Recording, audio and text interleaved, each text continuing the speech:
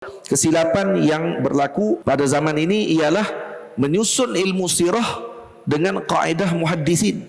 Salah.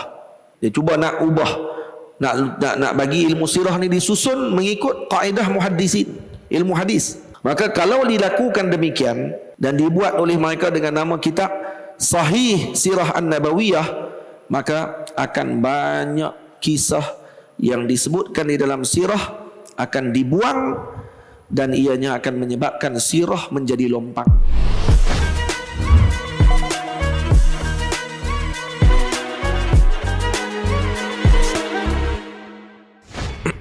Bismillahirrahmanirrahim. Alhamdulillahi Rabbil Alamin. Wassalatu wassalamu ala ashrafil mursalin Sayyidina wa nabiyyina Muhammad ibn Abdillah Rasulil Amin wa ala alihi wa ashabihi wa man tabi'ahum bi ihsanin ila yaumiddin. Subhanaka la ilma lana illa ma 'allamtana innaka antal alimul hakim. Rabbi shrah li sadri wa yassir li amri wahlul 'uqdatam min lisani yafqahu qawli. Rabbi yassir wa la tu'assir. Rabbi tamim bi khair wa ba'd. Terima kasih kepada Saudara Zahid selaku pengurusi pada pagi ini dan hadirin yang dimuliakan Allah Subhanahu wa taala. Namanya saya ucap ahlan wa sahlan wa marhaban bikum ila zawiyatina al-mutawadhi'ah. Yang kedua, saya minta maaf kerana pagi ini terlewat daripada jadual yang sepatutnya. Jadi kita akan mulakan pengajian kita yang pertama bagi kitab sirah Nabi sallallahu alaihi wasallam dari kitab Al-Jawahir Al-Lu'lu'iyah fi Alfiyatis Sirah An-Nabawiyah. Sebelum kita memulakan kitab ini, sebaiknya untuk kita melihat muqaddimah kepada ilmu sirah itu sendiri, apa sirah dan keperluan pengajian ilmu sirah, dan yang disebut dengan mabadi' asyarah ataupun 10 prinsip asas sebelum seseorang itu masuk menceburi dan mempelajari ilmu, sesuatu ilmu tersebut. Ilmu sirah adalah min ajallil ulum, antara ilmu yang agung, yang mana dengan ilmu tersebut akan menambahkan kecintaan seorang muslim itu kepada Sayyidina Rasul sallallahu alaihi wasallam, menambahkan ta'zim, pengagungan dan kerinduan pengetahuan dengan hal baginda Nabi kita Muhammad sallallahu alaihi wasallam. Bagaimana tidak, kerana di dalam ilmu sirah ini dipelajari tentang akhlak dan kepribadian baginda Nabi kita Muhammad sallallahu alaihi wasallam. Karena itu para ulama ahli ilm menulis kitab yang besar berkenaan dengan Nabi kita Muhammad sallallahu alaihi wasallam, sama ada di dalam bentuk nasr ataupun dalam bentuk tulisan karangan dan sya'ran, dalam berbentuk syair. Dan di antara manzumah yang terkenal ataupun susunan sirah yang lengkap yang disusun oleh alim min ulama'il Islam dalam bentuk syair ialah Alfiyah Al-Imam Al-Iraqi yang dikarang oleh Al-Imam Al-Hafiz Abul Fadl Abdul Rahim Ibn Al-Husain Al-Iraqi rahimahullahu ta'ala wa radhiya anhu. Dan sirah tersebut dikarang oleh beliau lebih daripada 1000 bait, dan saya mendapati ianya sukar dan jarang dibaca di tanah air kita. Lalu saya mengambil inisiatif untuk menulis satu lagi sirah Nabi SAW juga di dalam bentuk syair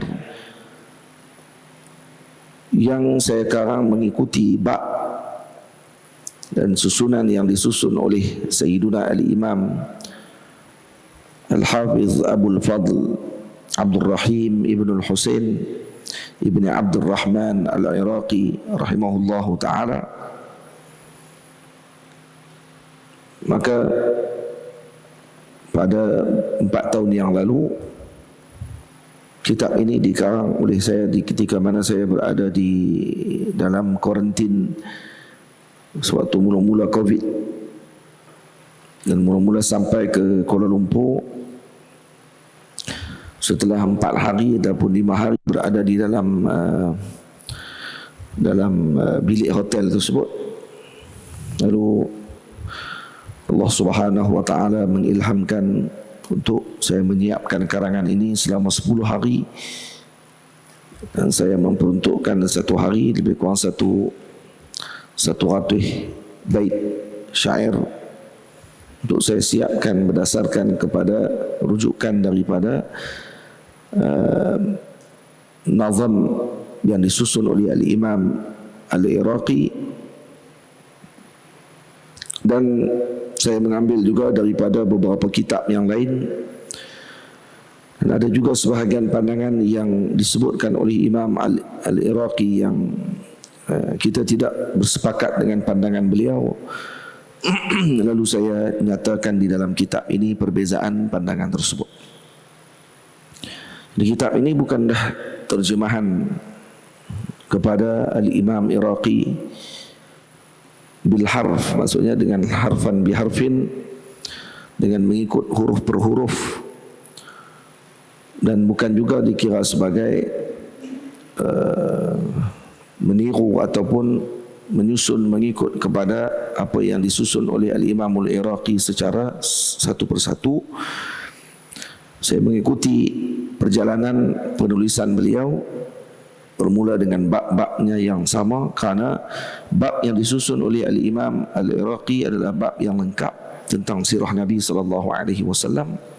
Cuma ada beberapa perkara yang kita berbeza dengan Al-Imam Al-Iraqi rahimahullah di dalam susunan tersebut.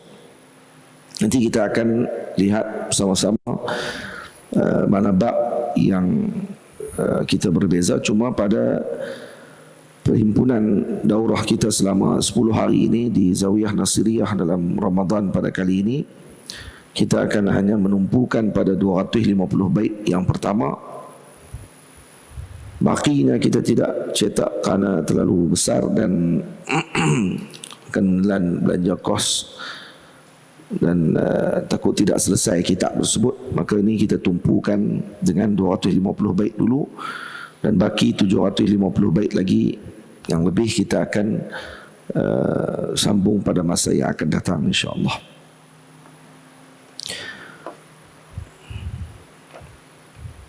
Jadi kita baca muqaddimahnya terlebih dahulu. Bismillahirrahmanirrahim. Sebelum kita masuk muqaddimah sirah yang lebih panjang, kita baca dulu muqaddimahnya. Bismillahirrahmanirrahim. Saya mengarang kitab ini dengan nazam dengan bahar rajas, mustafa'ilun mustafa'ilun mustafa'ilun. Kumulai nazam ini hai saudara dengan pujian pada yang Maha Esa. Tuhan pengasih utuskan Nabi kita sebagai rahmat pada alam semesta. Salawat salam buat utusan mulia, dengan sebabnya kita pasti berjaya. Nazam ini niatku hanya semata berkhidmat buat junjungan yang tercinta. Jadi nazam ini setelah saya mulakan dengan Bismillahirrahmanirrahim, dengan pujian kepada Allah Azza wa Jalla, dan menyebutkan sifat Allah Subhanahu wa taala yang telah mengutuskan Nabi Muhammad sallallahu alaihi wasallam sebagai rahmat kepada seluruh alam. Wa ma arsalnaka illa rahmatan lil alamin. Dan matali' ataupun permulaan muqaddimah pada bait yang kedua ini memberi faham kepada sidang pembaca untuk melihat sisi baginda Rasul sallallahu alaihi wasallam sebagai penyebar rahmat kepada seluruh alam. Dan ini berbeza dengan orang yang memandang Nabi kita Muhammad sallallahu alaihi wasallam hanya sebagai pemimpin semata-mata tanpa diberikan perhatian terhadap makna rahmah tersebut. Makna rahmah tadi kita sebutkan pada permulaan muqaddimah ini sebagai sumber utama utusan Nabi kita Muhammad sallallahu alaihi wasallam kepada Allah, kepada umat ini seluruhnya. Jadi dengan rahmat itulah maka ketika seorang tadi melihat baginda sebagai anak saudara, sebagai cucu, sebagai ayah, sebagai suami, sebagai saudara kepada saudaranya, sebagai pemimpin masyarakat, sebagai qaidul jaish ataupun panglima perang ataupun general di dalam peperangan dan seumpamanya, kesemuanya adalah bertitik tolak daripada rahmat tersebut. Maka Nabi pemimpin yang bersifat dengan rahmat, Nabi qaidul jaish, panglima atau general peperangan yang bersifat dengan rahmat, Nabi bapa yang bersifat dengan rahmat, Nabi adalah merupakan teman kepada temannya yang bersifat dengan rahmat dan seluruhnya. Maka kita akan melihat kemuliaan dan keagungan yang luar biasa pada junjungan besar Nabi kita Muhammad sallallahu alaihi wasallam. Karena itu Allah Subhanahu wa taala menyebutkan wa ma arsalnaka illa rahmatan lil alamin. Tidaklah kami utuskan kamu wahai Sayyiduna Muhammad melainkan sebagai rahmat kepada sekalian alam. Itu makna kenapa kita menyebutkan bait yang kedua. Tuhan pengasih utuskan Nabi kita sebagai rahmat pada alam semesta. Ada sebahagian orang yang membaca sirah Nabi melihat dengan kekerasan. Dibaca pada bahagian maghazi, pada bahagian peperangan, kononnya untuk menjadi seorang yang bersifat tegas, tetapi akhirnya tidak mampu meniru dan mengikuti tauladan Nabi kita Muhammad sallallahu alaihi wasallam. Para ulama menyuruh untuk seorang tadi membaca dan meneliti Al-Maghazi, kitab peperangan Nabi kita Muhammad, tetapi untuk melihat sisi rahmatnya baginda Nabi sallallahu alaihi wasallam hatta dengan musuh baginda Rasul. Maka ini kepentingan sirah untuk seorang tadi mempelajarinya dengan baik. Salawat salam buat utusan mulia, dengan sebabnya kita pasti berjaya. Dengan sebabnya, yaitu dengan sebab baginda Nabi SAW, dengan sebab keterikatan seseorang itu dengan Nabi SAW, dengan sebab baginda Nabi SAW dijadikan panduan hidup, maka seorang itu pasti akan berjaya. Berjaya di mana? Di dunia dan di akhirat. Nah, berjaya tadi umum kita sebutkan, tidak disebutkan berjaya di mana, tetapi berjaya di dunia dan akhirat maknanya. Nazam ini niatku hanya semata, yaitu niatku hanya semata-mata berkhidmat buat junjungan yang tercinta. Jadi bukanlah kitab ini atau nazam ini ditulis untuk menjadi terkenal, tidak. Bukanlah nazam ini ditulis untuk semata-mata menghabiskan masa, tidak. Tetapi sebaliknya niat dalam ini ditulis ialah dengan niat berkhidmat buat junjungan Nabi kita Muhammad sallallahu alaihi wasallam, kerana setiap di kalangan umat Nabi Muhammad sallallahu alaihi wasallam itu sudah pasti bercita-cita yang tinggi untuk melakukan sesuatu yang dibanggakan oleh baginda Nabi sallallahu alaihi wasallam. Dan saya menghasilkan kitab ini dengan harapan yang sama, agar dibanggai oleh baginda Rasul sallallahu alaihi wasallam, karena ingin menjelaskan dan memberikan panduan kepada umat bangsa saya sendiri, khususnya dalam kalangan bangsa Melayu, bagi mengenal dan juga mengetahui tentang Nabi kita Muhammad sallallahu alaihi wasallam secara terperinci, seperti mana yang diketahui di dalam kitab-kitab Arab banyak dikarang berkenaan dengan perkara tersebut. Cuma sirah di dalam bahasa Melayu yang ditulis dengan lengkap serta mencapai maksudnya, karena hanya sekadar menjelaskan ataupun menceritakan kisah semata-mata seperti maqasidnya ilmu tarikh, ilmu sejarah, tetapi sebaliknya adalah untuk menyebarkan ta'zim dan kecintaan kepada Nabi Muhammad sallallahu alaihi wasallam, dan menta'zimkan baginda Nabi bermakna seseorang itu akan menta'zimkan Allah Azza wa Jal. Karena itu ditanya kepada Al-Imam Zainuddin Malaibari As-Saghir tentang apa yang perlu dipelajari oleh anak-anak atau yang perlu diajarkan oleh ibu dan ayah kepada anak-anak ketika mereka masih kecil. Adakah cukup dengan mengajarkan anak-anak kita tentang Nabi kita Muhammad, namanya Muhammad ibnu Abdullah, dilahirkan di Mekah, wafat di Madinah Al-Munawwarah, itu lebih utama daripada syahadatain, mengajarkan mereka dengan 2 kalimah syahadah dan seumpamanya? Maka kata beliau, ini dijawab oleh Al-Imam Ibnu Hajar dan seumpamanya, mereka mengatakan bahawa mengajarkan anak-anak dengan berkaitan dengan Nabi kita Muhammad sallallahu alaihi wasallam itu lebih utama daripada diajarkan makna syahadatain. Lebih utama diajarkan tentang Rasulullah sallallahu alaihi wasallam daripada diajarkan dengan makna syahadatain, yaitu makna la ilaha illallah Muhammadur Rasulullah. Ini dinyatakan oleh beliau di dalam kitabnya Al-Ajwibah Al-Ajibah. Jadi pengetahuan tentang Rasulullah ini bukan pengetahuan yang sia-sia. Bahkan ini akan menambahkan ta'zim kita kepada Nabi kita Muhammad sallallahu alaihi wasallam. Itu saya menyebutkan sirah hidupnya wajib ketahui teman. yakni ya teman, wahai teman.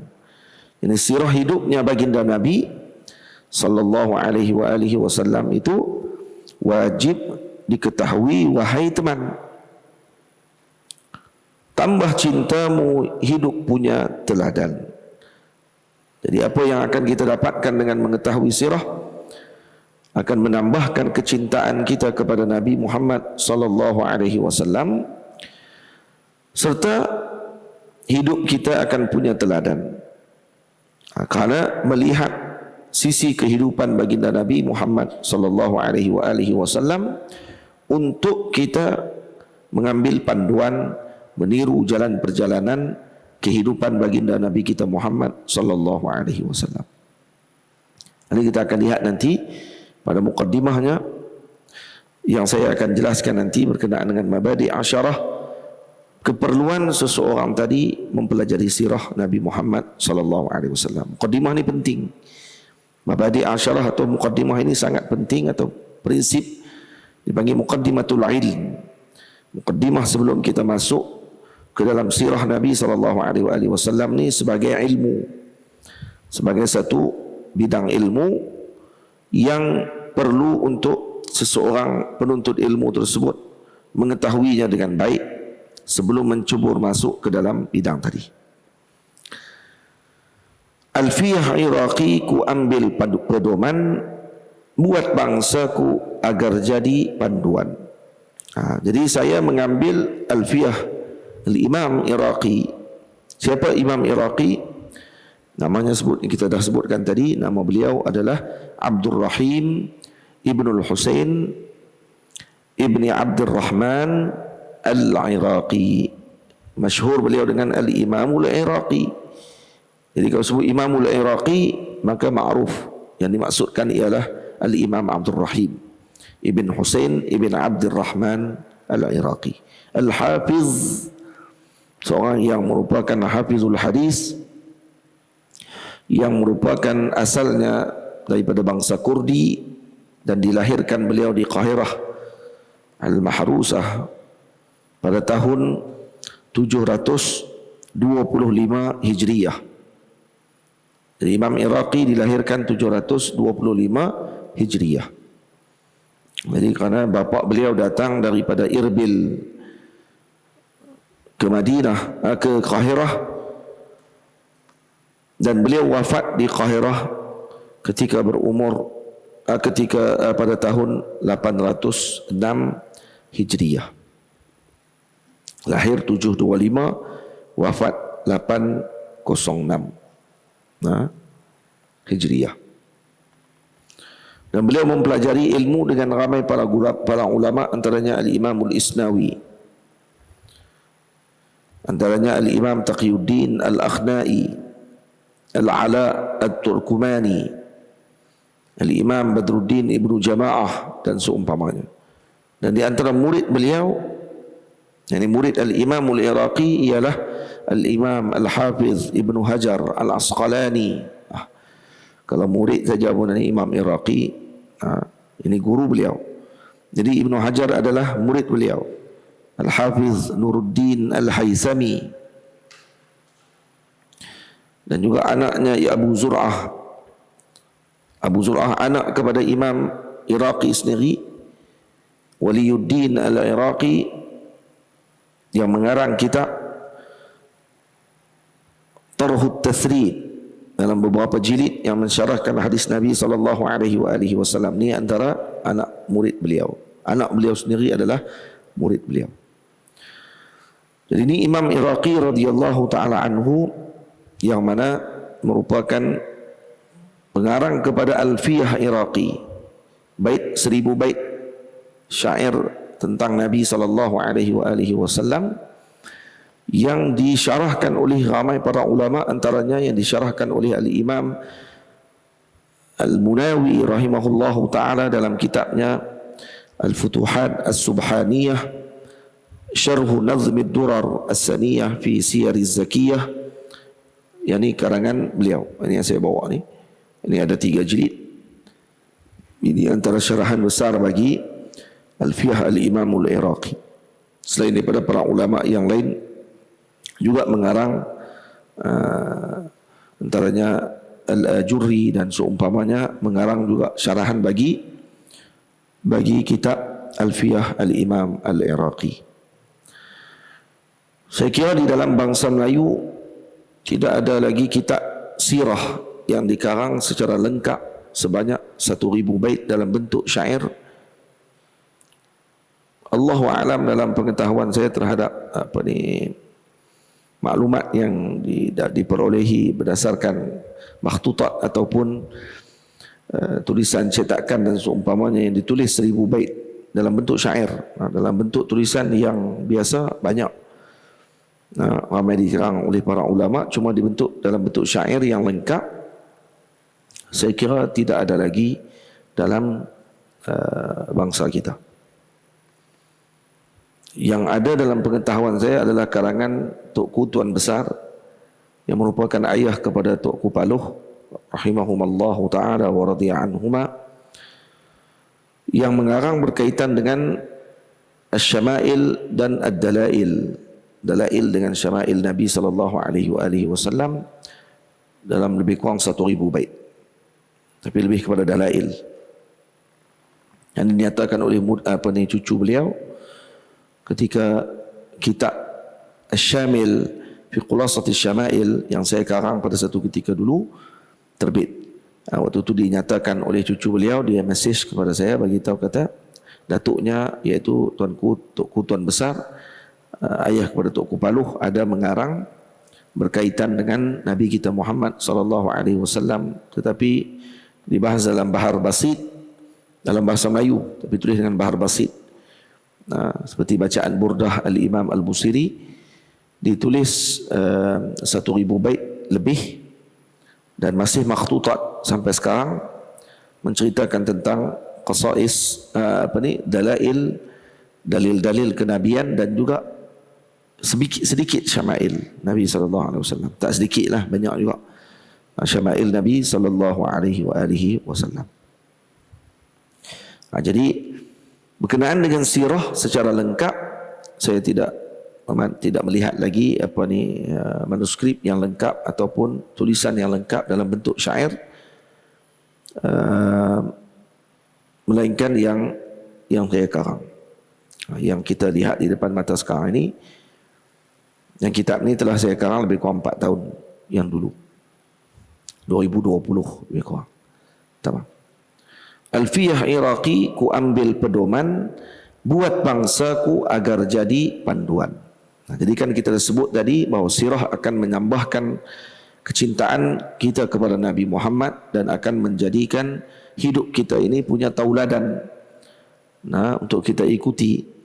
Maka kitab Alfiyah Al-Imam Iraqi itu saya jadikan sebagai pedoman penulisan saya ini, agar bangsa saya, bangsa Melayu khususnya, dapat mengambil panduan daripada intipati dan isi daripada sirah Nabi kita Muhammad sallallahu alaihi wasallam yang telah ditulis oleh para ulama yang terdahulu.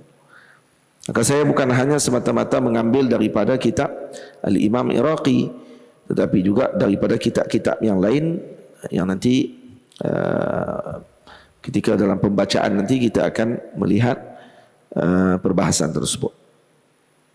Jika baginda kau jadikan tauladan, hidupmu kan diberkati wahai taulan.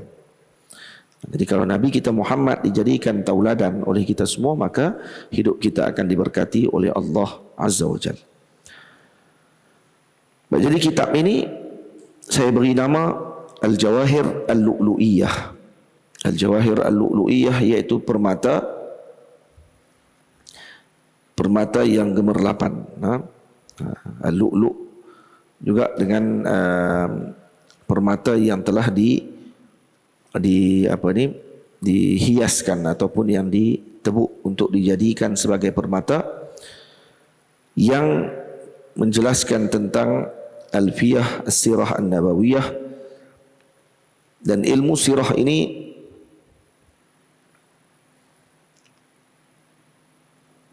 dinamakan ilmu sirah. Apa yang dimaksudkan dengan ilmu sirah secara khusus? Ilmu sirah, as-sirah pada lughah, pada segi bahasa bermakna tariqatus sayr. Ini jalan perjalanan. Juga dinamakan dengan perjalanan siang dan juga malam, maka ia dinamakan dengan sirah, yaitu perjalanan siang dan malam. Kalau ditanya ataupun disebut siratu fulan dalam segi bahasa, maka maknanya ialah bagaimana seseorang tersebut berjalan pada waktu siangnya dan pada waktu malamnya. Kaifa sarat ayyamahu wa layaliyahu. Kaifa sarat ayyamuhu, minta maaf. Jadi kalau ditanya sirah seseorang tersebut dengan makna bagaimana perjalanan siang dan malamnya seseorang itu makna sirah di segi bahasa. Manakala di segi istilah, ilmu sirah maknanya ialah dikembalikan kepada beberapa maksud. Pertama, ilmu sirah maknanya ialah makana alaihi Nabi sallallahu alaihi wasallam min maulidihi ila wafatihi, sesuatu yang berkaitan dengan Nabi kita Muhammad sallallahu alaihi wasallam dari mula kelahiran baginda Nabi sehingga wafatnya baginda Nabi sallallahu alaihi wasallam. Itu takrifan pertama.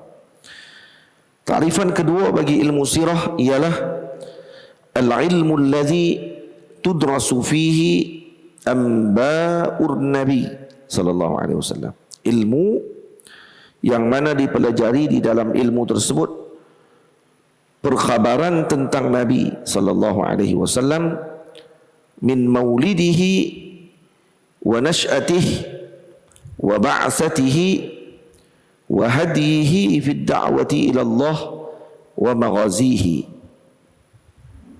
Al-ilmu alladhi yudrasu fihi anba'un nabi, ilmu yang dipelajari di dalam ilmu tersebut perkhabaran tentang Nabi daripada kelahiran baginda Nabi, pembinaan kehidupan Nabi, kebangkitan baginda Nabi sebagai Nabi dan Rasul, petunjuk Nabi di dalam dakwah kepada Allah, dan peperangan-peperangan Nabi sallallahu alaihi wasallam.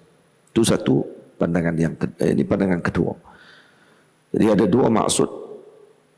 Maksud yang kedua tadi yang kita nyatakan tersebut itu lebih lengkap karena diceritakan seluruh sudut kehidupan baginda Nabi kita Muhammad sallallahu alaihi wasallam.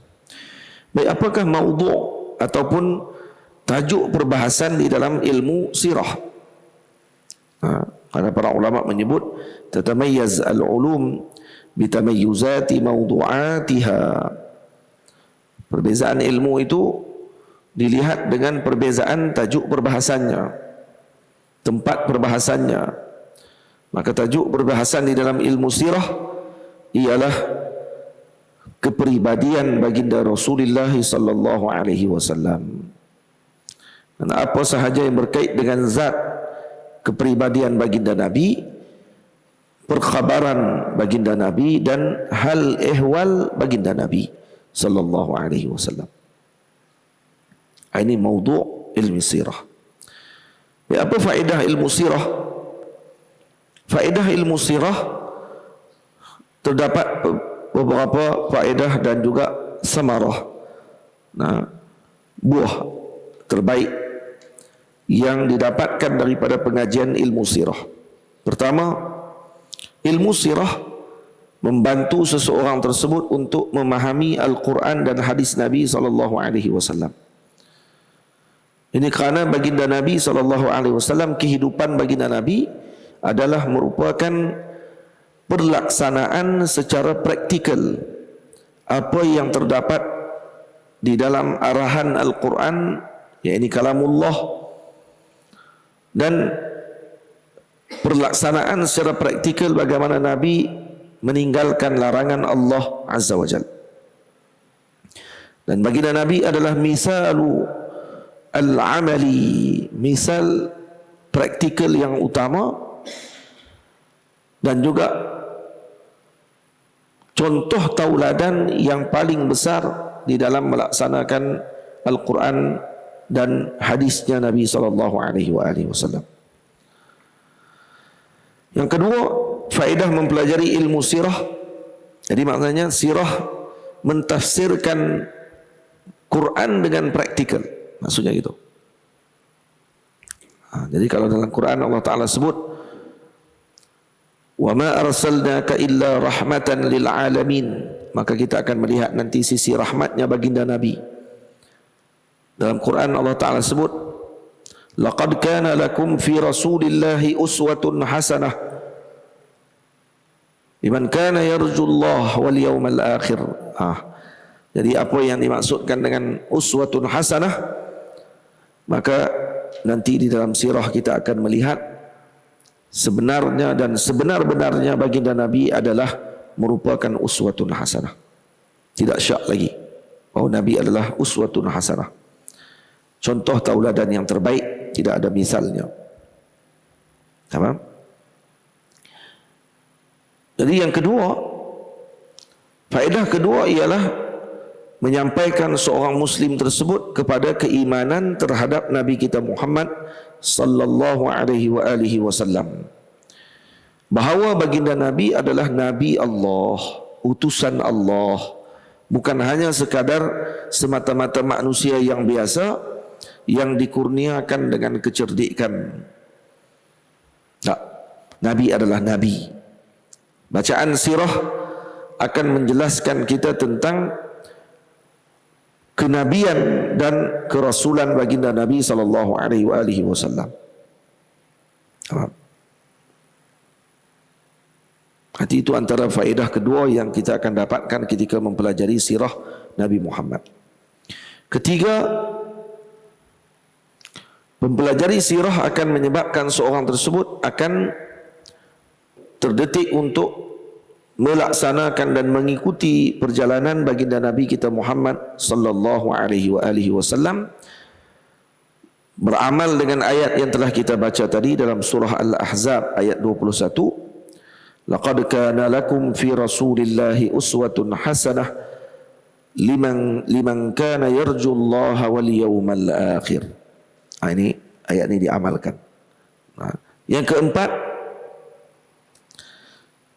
seorang itu akan mengikuti panduan dan pedoman Nabi kita Muhammad di dalam tarbiyah, di dalam ta'lim, dalam ibadah, dan dalam semua kehidupan dan bab kehidupannya akan dipandukan dengan perjalanan Nabi kita Muhammad sallallahu alaihi wasallam. Dan yang kelima, ini penting, yang kelima ini, kenapa dipelajari sirah?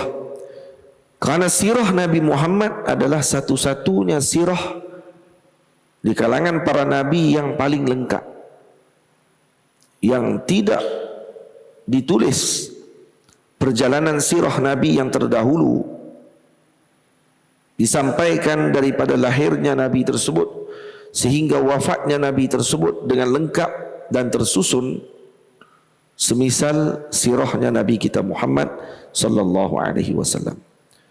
Seakan-akan ini hikmah yang telah Allah Ta'ala jadikan agar panduan tadi didapatkan daripada Nabi, kerana Nabi adalah misal kepada perjalanan kehidupan para Nabi yang terdahulu.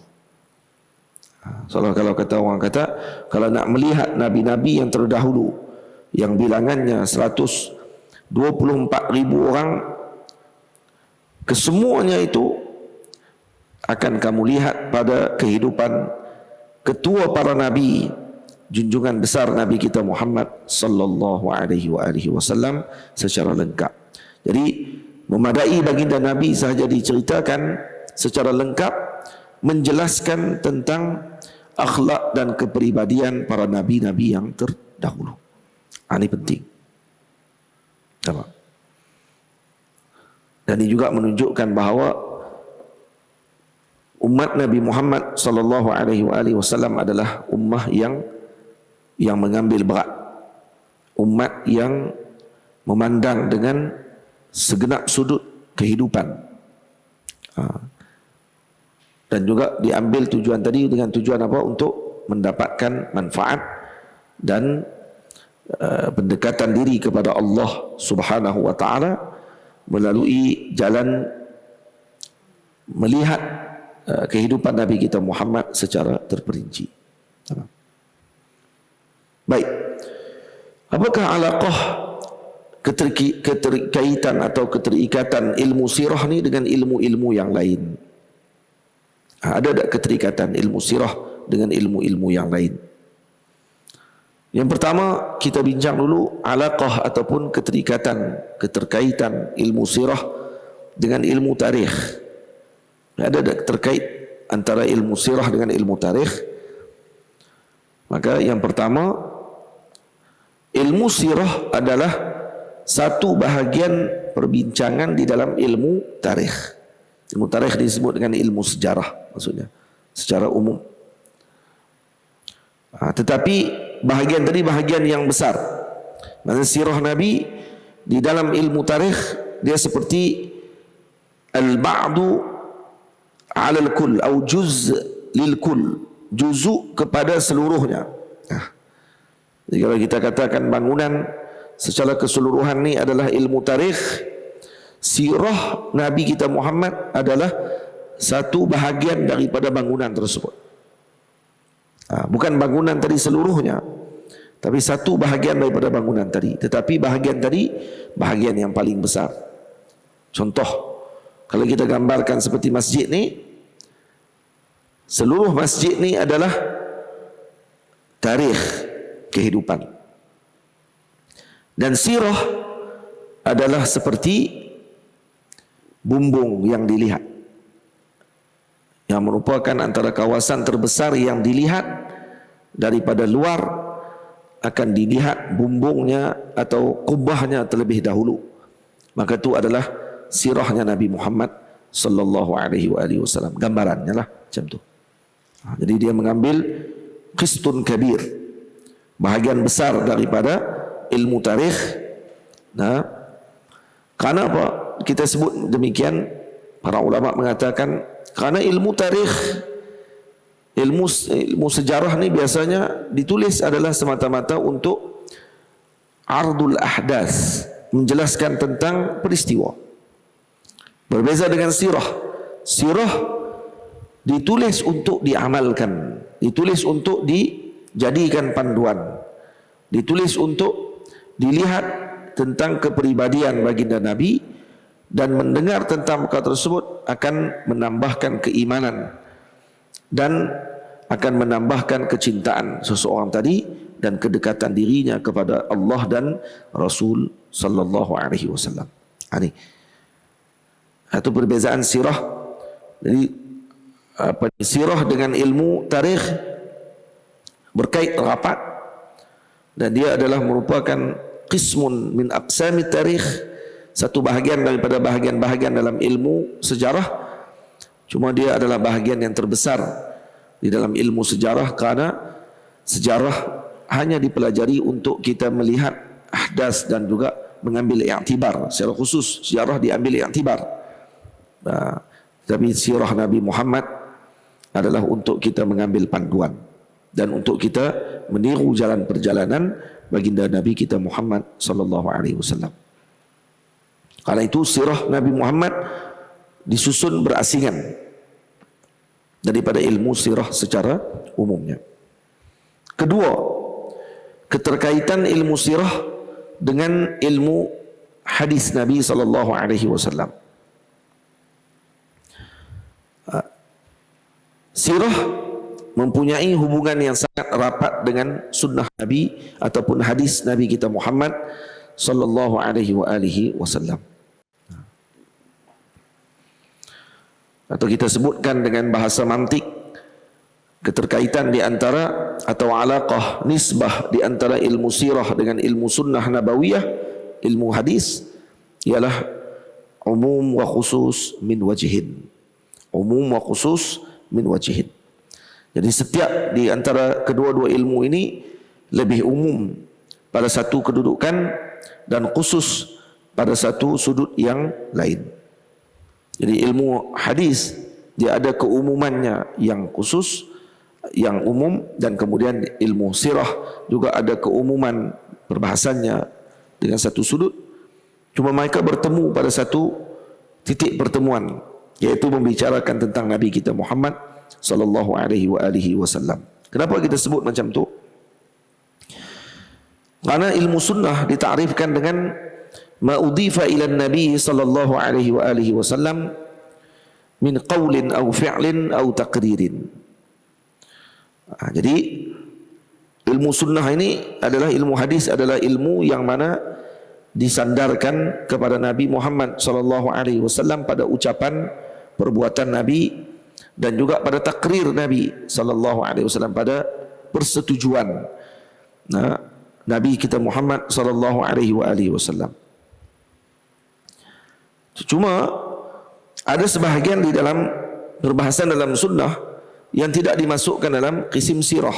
Contoh seperti hukum hakam berkaitan dengan wudu, hukum hakam berkaitan dengan mandi dan seumpamanya, dimasukkan ke dalam perbahasan hadis secara khusus, tapi tidak disebutkan secara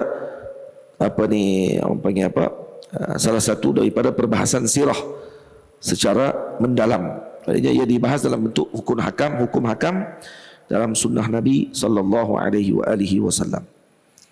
Boleh.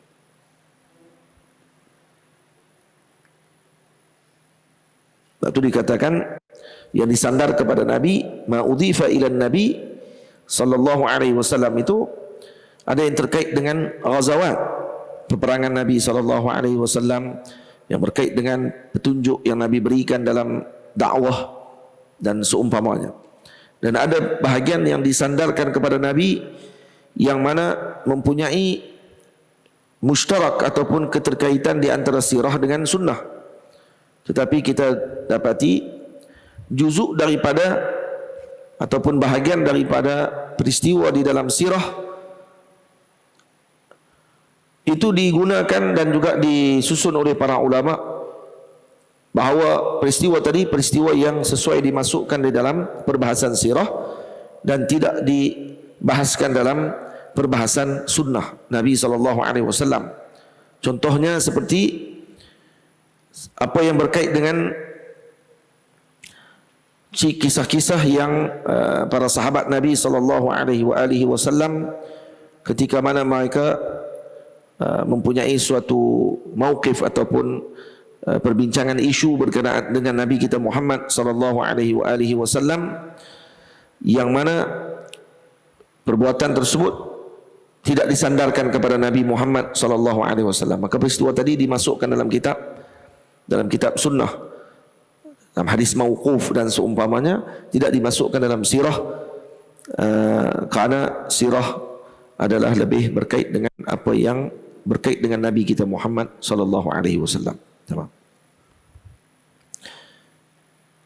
Jadi kita sebut secara umumnya bahawa di dalam sirah dan juga hadis Nabi sallallahu alaihi wasallam mempunyai keterkaitan yang rapat. Cuma masing-masing mempunyai tajuk perbahasan dan perbincangan yang salah satu daripada bidang tersebut kemungkinan tidak dibincangkan kerana ianya terlalu luas. Contohnya macam kita sebut pada permulaan tadi, dalam sirah tidak dibahaskan secara tersusun atau terperinci berkenaan dengan hukum hakam solat, hukum hakam taharah, hukum hakam jual beli dan seumpamanya, kerana ia adalah tumpuan di dalam ilmu hadis, faham? Iaitu dalam sunnah Nabi SAW.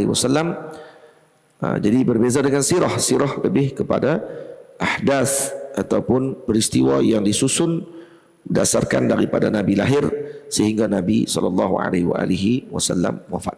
Dan juga berkait dengan maghazi, peperangan, berkait dengan malahim ataupun peperangan-peperangan yang diikuti oleh Nabi kita Muhammad SAW,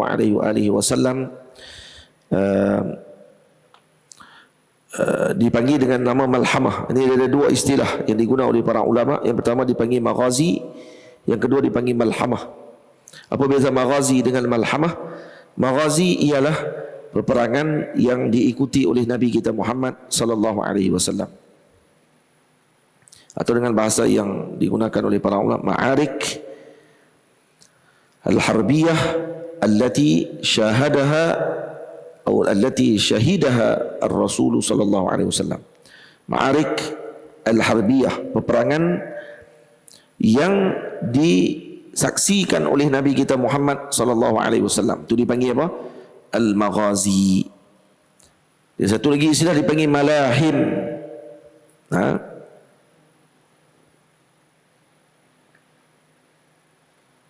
Dan itu dalam sirah ini dia luas, sehingga ada perbahasan yang khusus pula diasingkan, disebut dengan ilmu maghazi.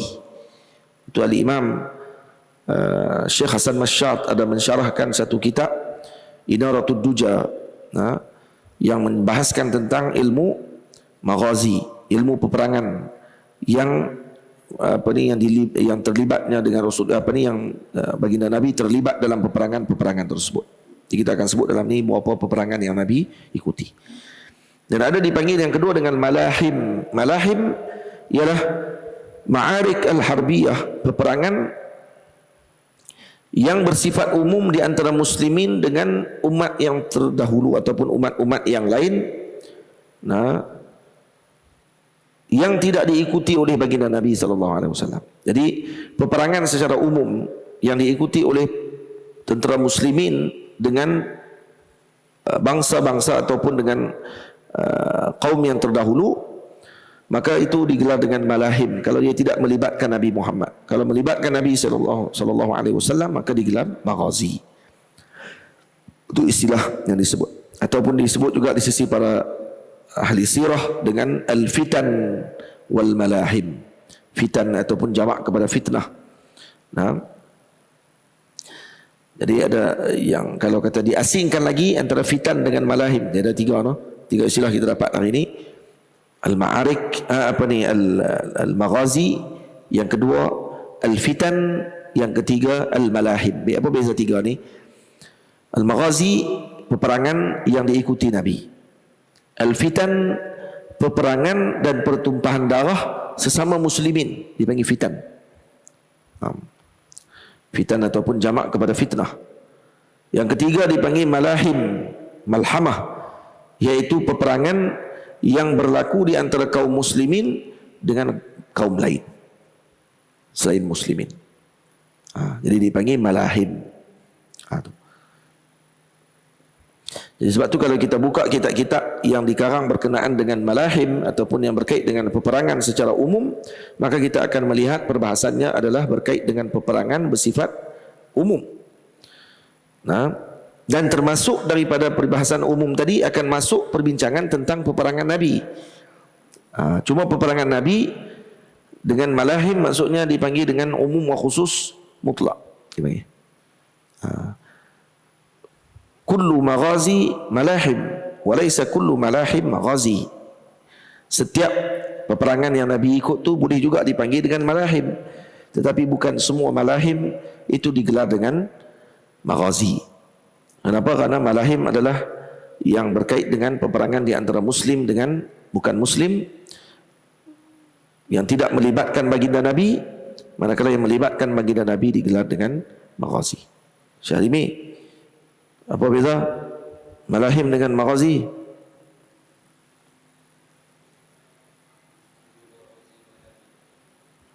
Apa dia? Malahin.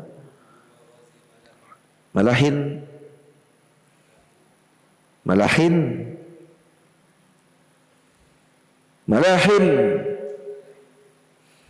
daripada lahm.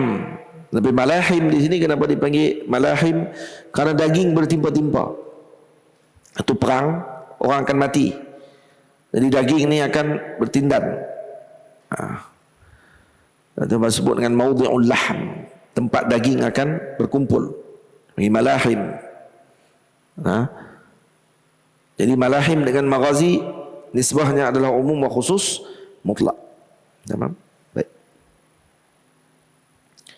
Dan di dalam sirah juga dibahagikan lagi, ada pembahagian tentang syama'il yang menceritakan tentang sifat kejadian Nabi kita Muhammad yang bersifat khilqiyah dan quluqiyah, akhlak Nabi Muhammad sallallahu alaihi wasallam, cara duduk Nabi, adat Nabi sallallahu alaihi wasallam, seperti makan, duduk, berjalan dan seumpamanya, yang itu dinamakan dengan syama'il. Dan dalam sirah juga ada lagi pembahagian disebut dengan qasais an-nabawiyah, yang menceritakan tentang apa yang dikhususkan oleh Allah kepada Nabi kita Muhammad sallallahu alaihi wasallam, yang membezakan baginda Nabi dengan khususiat tersebut daripada para nabi yang terdahulu. Dan termasuk di dalam perbahasan tadi adalah khususiat umat Nabi Muhammad dibandingkan dengan umat-umat yang terdahulu, pun juga termasuk dalam qasais. Dan ada lagi ilmu dipanggil dengan dalail, pun masih lagi dalam perbahasan ilmu sirah. Dalam sirah ni maksudnya ada lagi pembahagian, pecahan maksudnya. Ni kalau kita sebut sirah di atas, pecahannya ilmu maghazi, ilmu syama'il, ilmu qasais, ilmu dalail. Dalailun nubuwah. Nah, dalailun nubuwah ni adalah cerita berkenaan dengan tabsyir al-anbiya, berita gembira yang disampaikan oleh para nabi yang terdahulu tentang kedatangan Nabi Muhammad sallallahu alaihi wasallam. Itu dipanggil dalail, dalil-dalil kenabian. Maknanya apa yang disebutkan oleh para nabi terdahulu di dalam Al-Quran, dan juga apa yang disebutkan hikayat yang berkait dengan para kuhan ataupun bomo-bomo pada zaman dahulu dan orang-orang yang melihat dengan bintang, menyaksikan bahawa akan adanya nabi akhir zaman yang namanya Sayyiduna Muhammad sallallahu alaihi wasallam. Kisah-kisah tersebut dinyatakan di dalam kitab Dalail, dalam kitab Dalail. Tamam. Jadi itu antara karangan yang dikarang oleh para ulama dalam Dalail adalah Dalailun Nubuwah lil Hafizi Abi Nuaim Al-Asbahani. Juga ada Dalailun Nubuwah yang dikarang oleh Al-Imam Al-Baihaqi radhiyallahu taala anhuma. Dan ramai lagi ulama karang Dalail, cuma dua ni yang terkenal. Tamam. Dan kemudian dibahas lagi di dalamnya berkenaan dengan mukjizat dan seumpamanya yang berkait dengan Nabi kita Muhammad sallallahu alaihi wasallam. Dan ada yang lebih mendalam lagi dibahas oleh orang pada zaman sekarang ni dengan ilmu hukukin Nabi. Ada juga dalam sirah dipecahkan lagi, dipanggil ilmu hukukin Nabi, yang mana diambil daripada sirah Nabi Muhammad sallallahu alaihi wasallam. Apa dia ilmu hukukin Nabi? Ilmu hak-hak Nabi. Contohnya seperti hak ketaatan kepada Nabi, hak untuk mengikuti baginda Nabi, hak bagi membenarkan khabar Nabi, dan juga seumpamanya. Contoh seperti perbahasan dalam bab berkenaan dengan hukukin Nabi, seperti mendahulukan mencintai Nabi dibandingkan dengan mencintai bapa dan juga ibu sendiri dan manusia seluruhnya. Ada termasuk dalam hukukin Nabi. Ada satu perbahasan khas dalam ilmu sirah dipanggil ilmu hukukin Nabi. Ada lagi dipanggil dengan asril hadir, dengan pada zaman sekarang ni ditulis secara khusus, contoh seperti ilmu yang berkait dengan idariyah. Ilmu tentang penyusunan panggil apa? Apa dia idariyah dipanggil? Asal kita? Atau kita sebut dengan bahasa moden kita dengan profesionalnya Nabi sallallahu alaihi wasallam. Profesional idariyah, ilmu penyusunan pengurusan baginda Nabi sallallahu alaihi wasallam. Ini ada disebut oleh Al-Imam Al-Ja'far Kattani dalam kitabnya At-Taratib Al-Idariyah, susunan idari pada zaman Nabi sallallahu alaihi wasallam. Lalu disusun oleh beliau bagaimana Nabi kita menyusun berkenaan dengan tarbiyah dan ta'lim, contohnya dalam ilmu pendidikan, dan bagaimana Nabi menggunakan penggunaan Nabi sallallahu alaihi wasallam bagi wasilah tarbiyah yang digunakan oleh orang pada zaman sekarang, mengaku bahawa mereka adalah orang pertama yang mencipta wasilah ataupun sistem tersebut. Hakikatnya baginda Nabi kita Muhammad telah lebih dahulu menjalankan dan melaksanakan proses tersebut. Dan seumpamanya, jadi ilmu yang terbit dari betul administratif, mana? Pengurusan ilmu pengurusan maksudnya. Baik. Kemudian susunan kitab sirah dia agak sedikit berbeza dengan susunan kitab hadis. Karena maudu'at as-sirah ataupun ilmu sirah ini disusun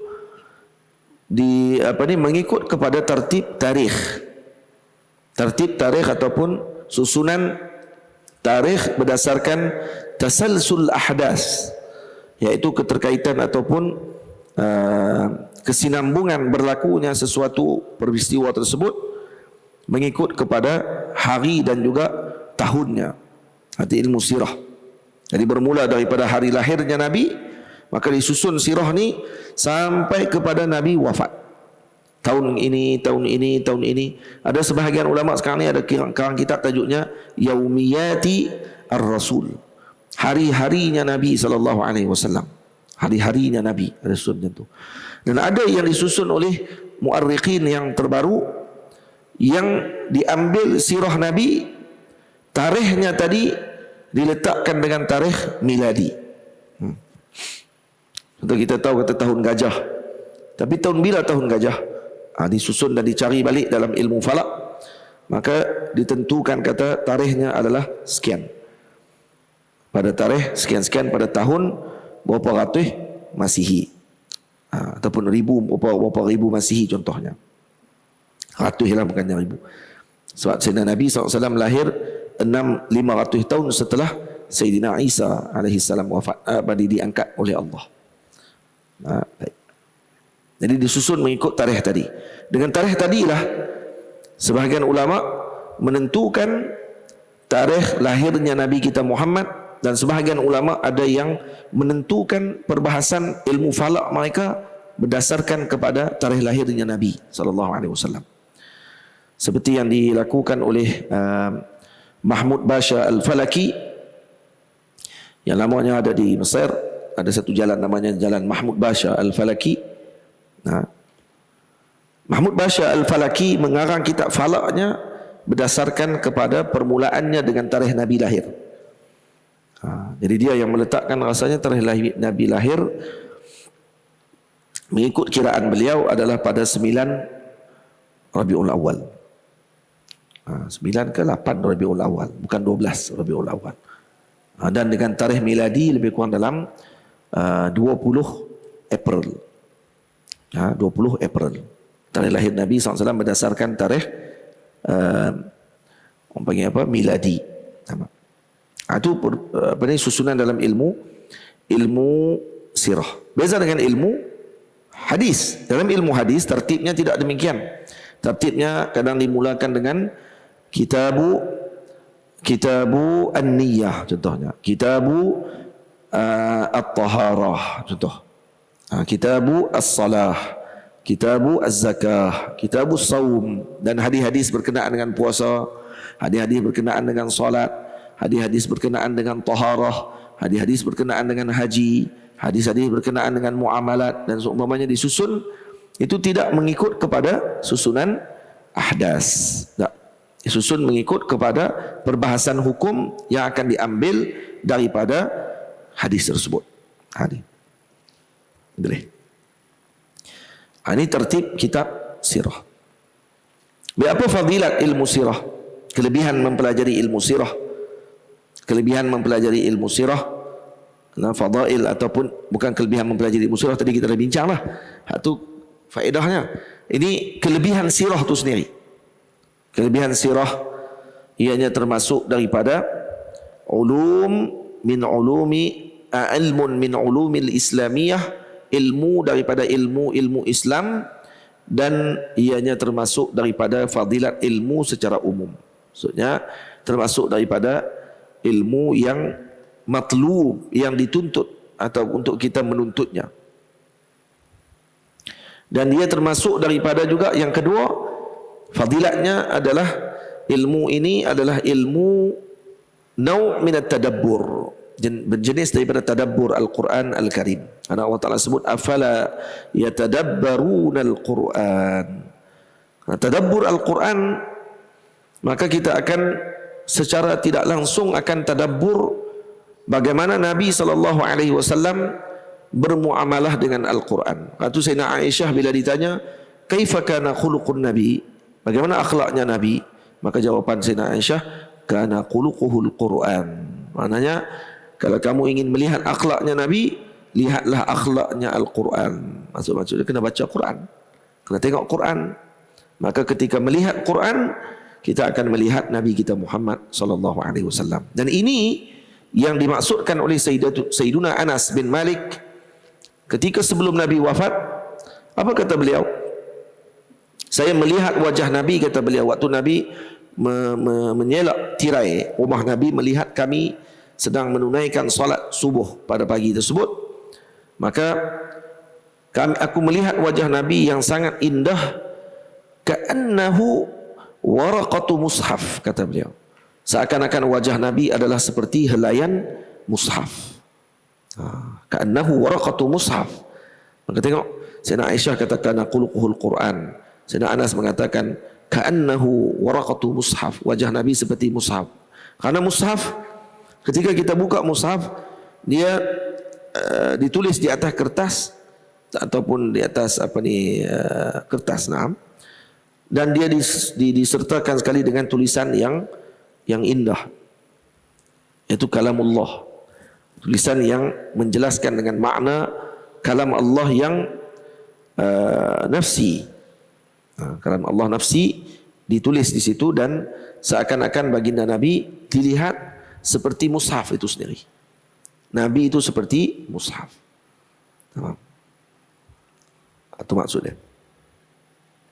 Jadi kalau kita lihat dalam Al-Quran, kalau kita tadabbur saja ayat ghazawat contohnya, ayat-ayat peperangan,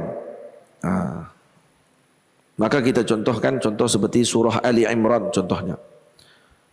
Ada lebih 80 ayat di dalam surah Ali Imran yang berkait dengan peperangan Uhud. Dan dalam surah Al-Anfal, kalau kita baca, kebanyakannya adalah berkait dengan peperangan Badar. Dan dalam surah At-Taubah ada berkaitan dengan peperangan Tabuk. Dan kita akan melihat bagaimana sikap golongan munafik ketika mana mengikuti peperangan tersebut. Mereka berpaling, mengkhianati Nabi SAW dan seumpamanya. Dan peperangan Ahzab dinyatakan dalam surah Al-Ahzab, dan banyak lagi. Nah, kalau kita buka dalam Quran, kita akan melihat perkara-perkara tersebut. Dan kita sebut tadi bahawa ilmu sirah fadilatnya ialah dapat kita memahami sunnah Nabi SAW. Dapat kita melaksanakan panduan tersebut ketika mana kita membaca sirah, dan maka kita dapat beramal dengan hadis Nabi SAW. Baik, kemudian kitab sirah yang pertama dikarang di dalam sejarah. Siapa yang mula-mula mengarang kitab sirah? Para ulama menyebut yang pertama mengarang kitab sirah Nabi SAW ialah As-Sahabi Al-Jalil Sahl bin Abi Hasmah Al-Ansari radhiyallahu anhu. Ini adalah seorang sahabat Nabi. Katanya beliau orang pertama yang mengarang sirah. Namanya apa ni Syarimi? Hasmah. Sahl bin Abi Hasmah Al-Ansari radhiyallahu anhu. Beliau ada mengarang juzuk kecil daripada sirah Nabi. Rawahu anhu hafiduhu, cucunya, meriwayatkan daripada beliau, dan juga diriwayatkan juga kitab beliau itu daripada murid kepada cucu beliau, yaitu siapa? Al-Imam Al-Waqidi. Al-Imam Al-Waqidi yang merupakan salah seorang daripada kibar ulama sirah, meriwayatkan daripada cucunya Sayyiduna Sahl bin Abi Hasmah Al-Ansari. Begitu juga dikatakan bahawa Sayyidina Sa'id ibn Ubadah, Sayyidina Sa'id ibn Ubadah Al-Qazraji, Sa'id ibn Al-Musayyib Al-Sya'bi, Urwah ibn Zubair, Aban ibn Osman ibn Affan, cucu anak Sayyidina Osman, Muhammad ibn Shihab Az-Zuhri, kesemua mereka ni adalah kalangan para tabi'in yang mencatat sirah Nabi SAW. Tetapi kitab mereka tidak sempurna. Ini para tabi'in tadi yang kita sebut, Sa'id bin Ubadah Al-Qazraji, Sa'id ibn Al-Musayyib atau Sa'id ibn Al-Musayyab, Al-Sya'bi, Urwah ibn Zubair, Aban ibn Osman ibn Affan, dan Ibn Shihab Az-Zuhri dan seumpamanya. Mereka juga ada karang sirah, tetapi tidak lengkap. Kenapa? Karena mereka bukan susun daripada mula, Daripada Nabi lahir sampai Nabi wafat. Tak. Mereka susun juz'an mutafarriqah. Kawan ni dia susun sikit, bab ni dia tulis. Dengar daripada sahabat ni dia tulis. Kerana daripada tabi'in. Tabi'in bertemu dengan para sahabat. Jadi pada permulaan karangan sirah, karangannya hanya berbentuk juzuk-juzuk yang terpecah. Kawan ni tulis sikit bahagian begini. Kawan ni pula apa yang dia nak tulis, dia tulis. Dan yang dia dengar daripada para sahabat. Setelah daripada zaman itu, barulah datangnya zaman penulisan lengkap. Nah, dan antara pertamanya yang dikarang adalah kitab Al-Maghazi. Kitabul Maghazi yang dikarang oleh Al-Waqidi. Dan juga sirah yang dikarang oleh Al-Imam Muhammad ibnu Ishaq radhiyallahu anhu wa rahimahullah. Dan Al-Imam Muhammad bin Ishaq adalah merupakan salah seorang ulama yang tinggal di Madinah An-Nabi SAW, tinggal di Madinah Al-Munawwarah. Dan beliau termasuk atba' at-tabi'in, tabi' tabi'in. Beliau bukan tabi'in, tapi beliau tabi' tabi'in. Dan beliau sezaman dengan Imam Malik rahimahullahu ta'ala. Imam Muhammad bin Ishaq adalah merupakan sezaman dengan Al-Imam Malik radhiyallahu ta'ala anhu. Dan setiap orang yang mengarang sirah setelah Al-Imam Muhammad bin Ishaq, ayalun alaihi, kesemuanya menumpang dan terhutang budi dengan Muhammad bin Ishaq, Al-Imam Muhammad bin Ishaq. Semua mereka menumpang. Hatta kita ni, kita yang karang kitab sirah contohnya, menumpang Al-Imam Muhammad bin Ishaq rahimahullahu ta'ala. Jadi itu sirah yang dikarang oleh Al-Imam Muhammad bin Ishaq radhiyallahu anhu. Jadi kitab sirah Imam Ibnu Ishaq akbar kutubis sirah. Sebesar-besar kitab sirah yang paling lengkap adalah kitab sirah Ibnu Hisham, Imam Ibnu Ishaq. Jadi semua orang yang mengarang sirah setelah itu adalah sebagai ringkasan kepada kitab Al-Imam Muhammad bin Ishaq. Ajib, Muhammad bin Ishaq. Yang lebih ajaibnya, kitab dia tak ada. Itu yang kitab dia tak ada, tak dijumpai, hilang, dimakan zaman. Tetapi semua ulama yang mengarang kitab sirah tidak akan lupa menyebutkan Al-Imam Muhammad bin Ishaq. Kullu al-musannifun alatun ala al-Imam Ibn Ishaq. Ayal ila al-Imam Ibn Ishaq. Semuanya akan terhutang budi dengan beliau. Pun begitu kalau kita baca dalam, ada orang jahat punya nak jahat dengan para imam ni, sampai mereka tulis kitab pula Ibn Ishaq Dajjal minad Dajajilah. Dia adalah termasuk salah seorang Dajjal yang kerana disebut oleh Imam Malik radhiyallahu anhu. Saya ada karang satu risalah. Risalah tu ada dalam internet. Tapi saya nak tulis pasal Imam Ibnu Ishaq. Tapi kalau nak tulis cerita macam dengan manaqib tu, namanya siapa, lahirnya di mana, bapa guru dia mengaji macam mana, tu orang jadi malas nak baca. Jadi saya tulis dengan cara baru. Saya tulis cara apa? Cara macam cerpen. Cerpen dia macam mana? Bukan cerpen yang ada sebahagian duk tulis Imam Ibn Ishaq tak cakap pun Nabi sebut cakap tu. Dia buat cerpen seorang guru dihadiri oleh seorang murid yang tidak bersetuju dengan Ibnu Ishaq, Imam Muhammad bin Ishaq. Lalu dia datang ke rumah guru tersebut dan kemudian lalu dia melakukan perbincangan dengan guru tadi. Ditanya soalan dan guru tadi menjawab. Jadi siapa murid tadi yang tanya tu? Murid tu adalah saya. Dan siapa guru tu? Guru tu adalah saya. Dua-dua saya. Jadi saya adalah murid dan saya adalah guru yang bertanya di dalam perbincangan tersebut. Lalu terbit satu macam cerpen ataupun perbualan tentang Al-Imam Muhammad bin Ishaq. Dan tu macam tu ada rad dan i'tirad. Ada sebahagian mengatakan bahawa Imam Ibnu Ishaq digelar Dajjal minad Dajajilah oleh Imam Malik. Maka apa kata para ulama? Para ulama kata jawapan ataupun perseteruan di antara muasir, orang yang sezaman, ghair maqbul, tidak diterima. Jadi kalau Imam Malik sezaman dengan Imam Muhammad bin Ishaq, tiba-tiba Imam Malik celah Imam Ibnu Ishaq, maka kata para ulama, munafasatul aqran ghair maqbul, ai mardud, maksudnya pertentangan di antara aqran yang sezaman itu ditolak, tak dipakai. Jadi mereka menolak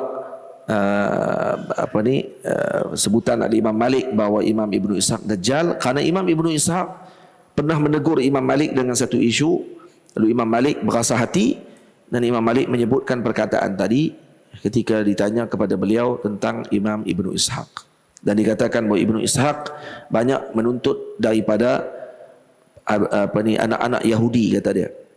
Kerana Imam Ibnu Ishaq tujuan dia mengumpul sirah.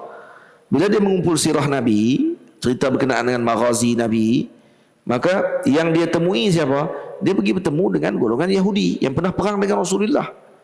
Lalu diambil maklumat daripada mereka. Bagaimana Nabi kita Muhammad SAW berperang dan seumpamanya, ditulis oleh beliau. Jadi banyak beliau pergi ke kampung Yahudi, maka dituduh Imam Muhammad bin Ishaq itu terpengaruh dengan Yahudi. Tak, beliau bukan macam tu. Baliknya beliau menyusun sirah tadi diambil daripada semua orang. Sebab tu maqasid ilmu sirah ialah mengumpulkan tentang ahdasin Nabi, peristiwa apa yang dihadapi oleh Nabi dikumpulkan. Berbeza dengan maqasid ilmu hadis. Ilmu hadis tujuannya adalah untuk apa? Untuk mengambil dengan terperinci apa yang disusun oleh yang disebutkan oleh Nabi, yang dilalui oleh Nabi, yang dilakukan oleh Nabi secara terperinci. Maka kerana itu mereka melihat dengan silsilah sanad yang lengkap untuk sampai kepada apa yang dilakukan oleh Rasulullah. Maka maqasidnya berbeza, tujuan untuk sampai tadi berbeza. Tujuan sirah adalah mengumpulkan perjalanan kehidupan Nabi. Sebab itu kata sebahagian masyayikh, dia kata apa yang dilakukan oleh sebahagian daripada muallif pada zaman sekarang ini, konon-kononnya mereka ingin menyusun sirah yang sahih sahaja. Kami nak susun sirah yang sahih sahaja. Tengok Imam Iraqi sendiri. Imam Iraqi sendiri dalam kitabnya disebut apa? Dia kata, fa in yakun qad sahha ghairu ma dzukir, zakartu ma qad sahha minhu wastutir. Tamam. Tengok dia kata qasad Imam Ibnu Ishaq, Imam Iraqi dalam karangan beliau, kalau kita baca dalam Alfiyah Iraqi, wal qasdu dzikru ma ata ahlus siyar. Tujuan saya tulis kitab ini adalah menyebutkan apa yang disebutkan oleh ahli sirah. Bihi wa in isnaduhu lam yu'tabar. Yang disebut dalam sirah walau sanadnya tidak mu'tabar, sanadnya dhaif, kata beliau. Fa in yakun qad sahha ghairu ma dzukir, zakartu ma qad sahha minhu wastutir.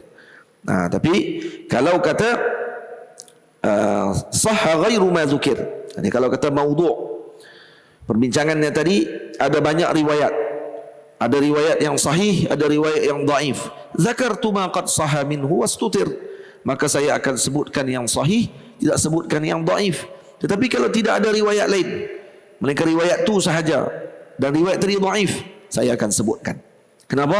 Karena qasadnya adalah menyebutkan apa yang disebutkan oleh ahli sirah. Tengok, Imam Iraqi muhaddis, hafiz. Dan bagaimana beliau susun kitab sirah? Dia masukkan semua. Yang penting bukan cerita bohong, bukan maudhu'. Baik, kalau hadis itu dhaif, saya masukkan kerana ahli sirah memasukkan kisah tadi, kerana kisah itu masyhur, walaupun dari segi sanadnya dhaif.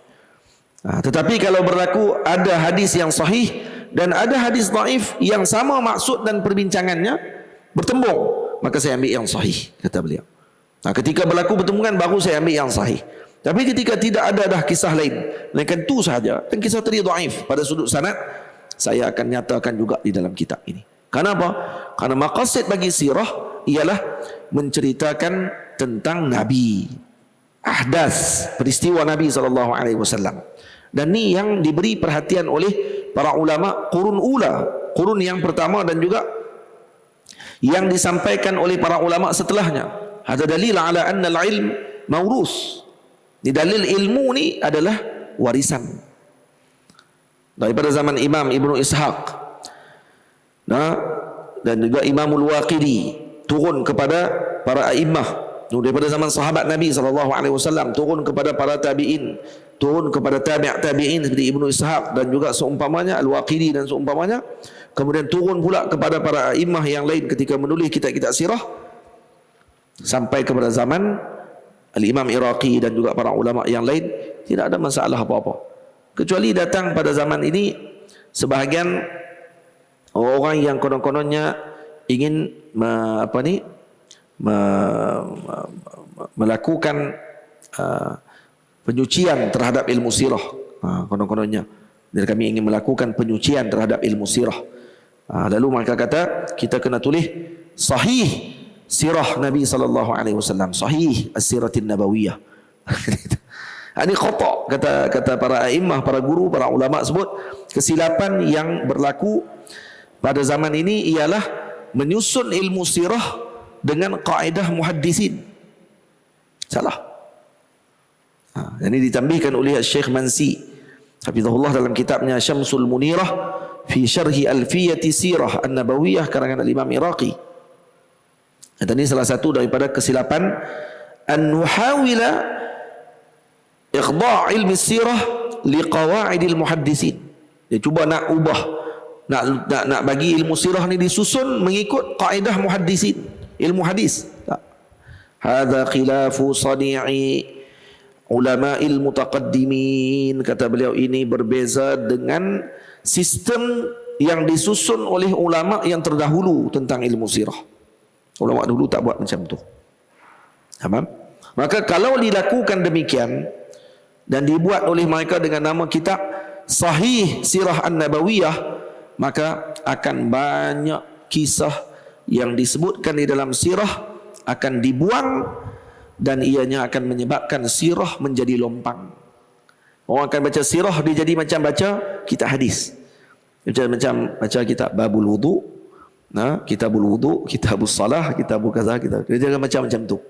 Dia tak ada silsilah, dia tak ada susunan tersusun macam satu kisah yang menarik dibaca. Seperti yang disusun oleh Syekh Martin Ling, Abu Bakar Sirajuddin. Dalam kitabnya Martin Ling tulis kitab berkenaan dengan Nabi Muhammad. Kalau kita baca, kita akan lihat susunan tadi dalam bentuk yang sangat salisah, yang tersusun seolah macam filem berkenaan dengan Rasulullah dilihat dalam bentuk di layar perak, seolah macam tu. Kalau kita baca sirah tu macam kita duduk di tempat tersebut, seolah macam kita boleh gambar kita sedang berlari di Madinah dan melihat junjungan besar Nabi kita Muhammad sedang menjalani kehidupan bersama dengan para sahabat. Seolah macam tu kalau baca kitab tu. Satu dalil kata kitab tadi ditulis dengan perasaan dan diambil daripada sumber-sumber kitab-kitab yang terdahulu. Dan mengenai qaid ataupun kaedah dalam ilmu sirah. Kalau ada orang rak kata ni apa dia ni betul ke sanad dia macam ni semua kali. Sirah disusun dengan demikian.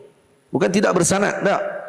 Bersanad tetapi kemungkinan sanadnya tidak terlalu orang panggil rigid diambil oleh para ulama seperti mana diambil ilmu ahkam. Karena itu Al-Imam Ahmad Ibn Hanbal mengatakan salasatu ulumin laisa laha isnad. Ada 3 ilmu yang tidak ada padanya sanad. Apa makna tidak ada padanya sanad? Maksudnya al-ghalib ala riwayatiha annaha takunu mawqufah ala sahabah. Kebanyakan riwayatnya itu adalah terhenti pada sahabat dan tidak bersambung kepada Nabi SAW. Kalaupun bersambung kepada Nabi, sanadnya tidak menepati syarat muhaddisin. Sebab tu dikata oleh Imam Ahmad, salah satu ulumin laisa laha isnadun. Tidak ada sanad padanya, tidak ada sanad dengan maksud yang kita sebutkan tadi. Apa dia? Yang pertama, at-tafsir, ilmu tafsir. Yang kedua, al-malahim, ilmu malahim. Yang ketiga, al-maghazi. 3 ilmu ni. Salasatu ulumin laisa laha isnadun. Ingat ni, kaedah saya bagi tahu tadi ni, itu penting untuk seseorang tadi membaca kitab para ulama. Baru dia tak ada cempera. Kebanyakan penuntut ilmu zaman ini tidak ada kunci itu ketika baca kitab, maka ketika itu dia akan jadi mudah pengaruh. Dia baru mengaji hadis, kemudian dia baca kitab sirah, dia kata lek dah. Dia kata, kenapa jadi macam ni? Kenapa sirah ni dimasukkan macam ni? Ini kisah ni dhaif. Patutnya dimasukkan yang sirah yang sahih-sahih sahaja. Kenapa nak kena ambil yang dhaif?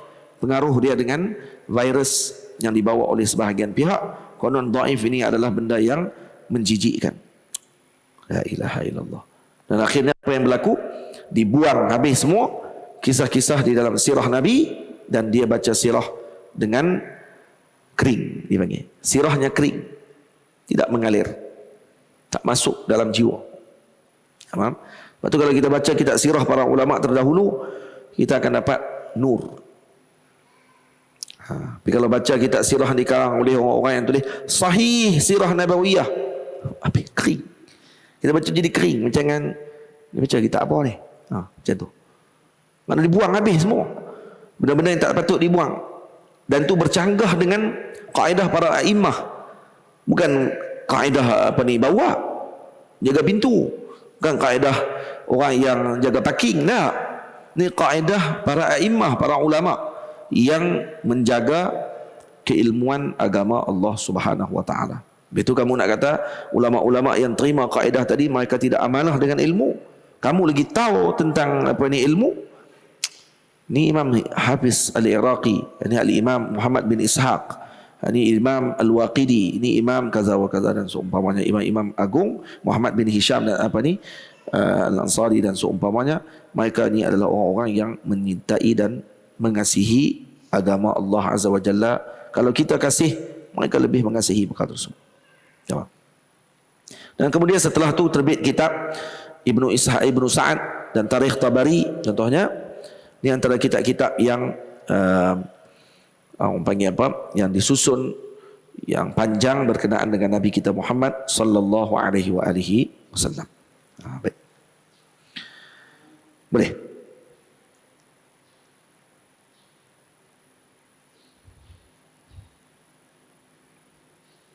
Di apa hukum kita mempelajari ilmu sirah?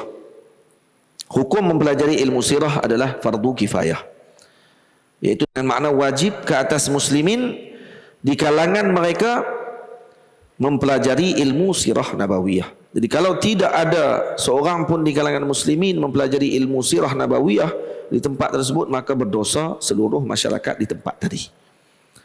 Jadi kita yang mempelajari sirah di sini maknanya telah menyelesaikan tanggungjawab bagi masyarakat di sini.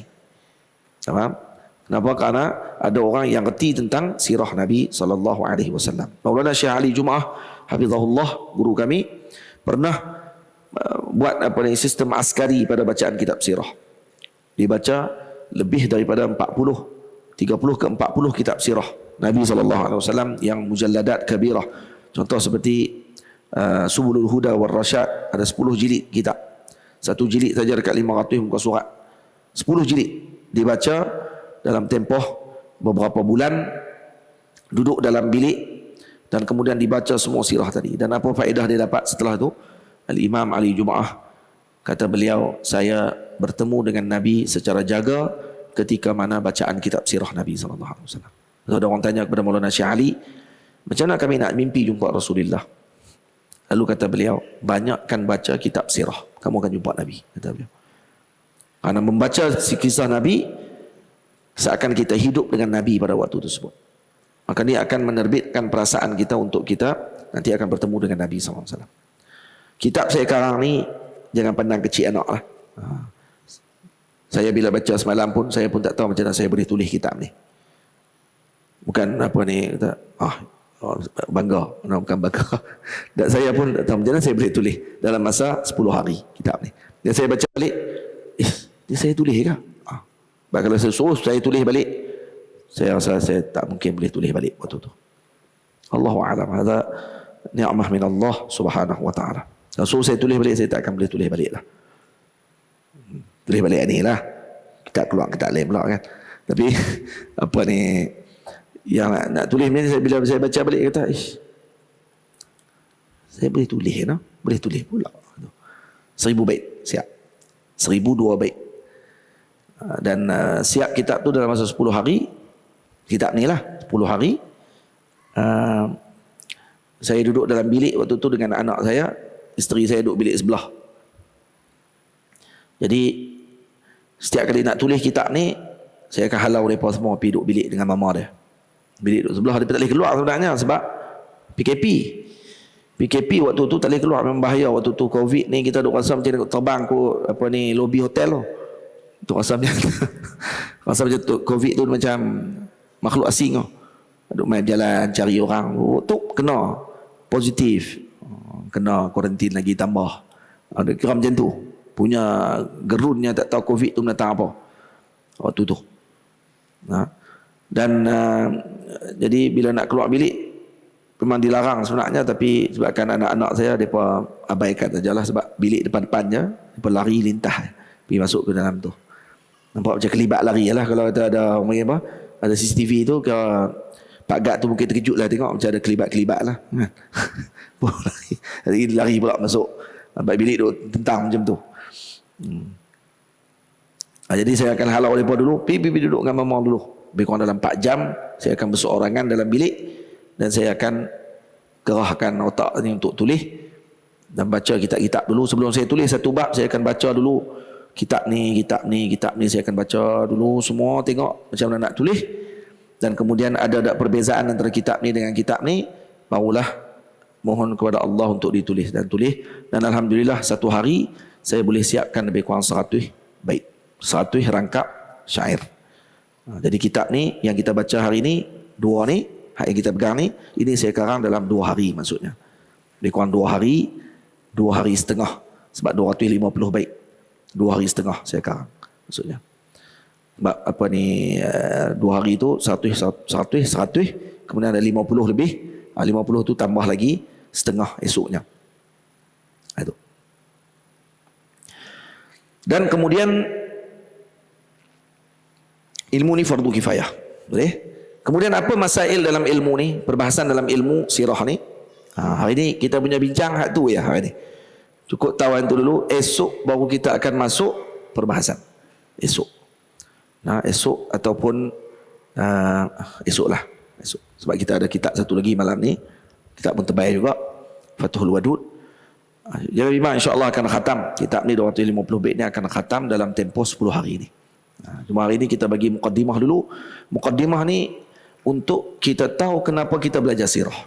Jadi tak rugi. Ada orang mengaji sirah, dia terus masuk terus, dia tak tahu apa dia kepentingan sirah, apa faedah, apa fadilat ilmu sirah, apa hukum mempelajari ilmu sirah, siapa yang mula menyusun ilmu sirah, dan kenapa perlu dia mempelajari sirah. Dan sejarah kitab yang kita akan pelajari ini kitab saya lah. Ni tuan-tuan ni yang mengaji ni, ini kira tabaqah pertama lah ni. Hak dengar terus daripada penulis. Ni kalau 100 tahun lagi, kalau hidup lagi lah, contohnya namanya Syahrimi. Contohnya 100 tahun lagi, umur pun waktu tu dah 120 tahun umur. 100 tahun lagi, maknanya dia jadi 120 tahun dah. Mata pun tadi nak buka lah. Orang pun mai jumpa dia. Masa tu dia jadi sesepuh lah. Sesepuh lah mai waktu tu. Orang pun mai tanya ni Kiai Syahrimi kan kata. Naam. Ana Kiai Syahrimi. Qul Kiai. Panggil aku Kiai kata dia. Jadi saya ni dulu Pak Kiai pernah mengaji kah dengan ni nama siapa, Nazrul Nasir ni. Siapa dia Nazrul ni? Kata rajul adi. Jadi pernahlah jumpa dengan dia dulu, kata dia. Dulu saya jumpa masa tu saya alim dah. Kan? Saya dah alim dah, lepas tu saya jarang-jarang tulis-tulis ni. Ambil kitab tak? Ambil kitab tu hijau. Dan kan suruh ambil. Astagfirullah. Jadi lepas tu kata pernah mengaji. Jadi kalau waktu tu, kalau 100 tahun umur hidup, dan ni kitab ni saya dah wafat dah waktu tu. Kalau saya hidup lagi waktu tu, saya tak mau hidup lah waktu tu. Kalau kata Syarimi 120, saya 160 waktu tu. No? Masya Allah, tabarakallah. Lagi sakan lah. No? Tapi tak macam tu lah. 160 tu badan tegak lagi masa tu. Kan? Anak murid yang mata tak nak buka tu, Tok Guru dah tetap tegak macam biasa. Baik. Jadi kesanat ni akan jadi tinggi nanti. Kalau kata waktu dah mengaji nanti, kata kitab ni saya pernah jumpa dengan pengarangnya. Saya pernah mengaji dulu dengan pengarang dia. Sama. Baik. Jadi kitab maqasid kitab ilmu sirah ni, dalam kitab sirah terbahagi kepada 3 aqsam raisiyah. Ada 3 bahagian yang utama. Pertama, mubtada' dipanggil. Yang kedua, mab'as. Yang ketiga, maghazi. Mubtada' iaitu dengan perbincangan berkenaan dengan sebelum Nabi diutuskan. Ada perbicaraan berkenaan dengan perkara tersebut. Sebab tu kalau dibincang ini, maka akan dibincang sebelum Nabi diutus, dilihat bagaimana peristiwa ataupun keadaan di Makkah pada ketika tersebut. Yang ni yang dibicarakan contoh oleh Syekh Muhammad Said Ramadan Al-Buti dalam Fiqhus Sirah. Dalam Fiqhus Sirah dia bahas tentang geografi Makkah dan Madinah dulu. Dan kenapa Nabi dipilih di Mekah Madinah? Di negeri yang kering kontang tadi Nabi dipilih, tidak dipilih di Eropah. Kenapa Nabi tak dipilih di belah India ataupun di Parsi? Tapi Nabi dipilih di Makkah Al-Mukarramah. Semua tu ada hikmah pemilihan yang Allah Ta'ala pilih keluarnya Nabi kita Muhammad daripada Makkah Al-Mukarramah. Itu dipakai perbicaraan sebelum Nabi diutus.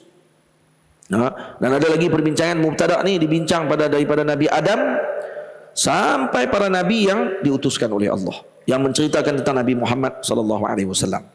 Yang ada disebutkan oleh Imam Ibnu Katsir dalam Bidayah wan Nihayah dan seumpamanya. Jadi banyak sebenarnya kita nak kena baca. Maksudnya apa dia? Masa kita membaca. Kena baca banyak. Membaca ni dia akan jadi kehidupan bagi seseorang. Kena baca. Masalah kita malah membaca. Hari ni kita boleh tengok ni 2 jam. Tapi cuba 2 jam tu ganti baca kitab. Terus 2 jam tu jadi 2 minit baca kitab, bakinya tidur. Tak nak baca. Tapi yang ni tak boleh tidur. Cuba bayang tengok. Macam mana Mark Zuckerberg, Facebook, dia boleh buat satu benda yang seorang tadi boleh tengok selama berjam-jam tanpa letih mata dia. Dia letih. Kadang orang dia nak tidur lah, dan letih sangat hari tu, tapi buka-buka saja mendatang Facebook ni, dia terus jadi tak tidur. Kenapa? Kerana ni ingat senang dia susun ni. Kenapa dia susun macam ni? Ni. Kita yang berheran, tapi boleh tengok.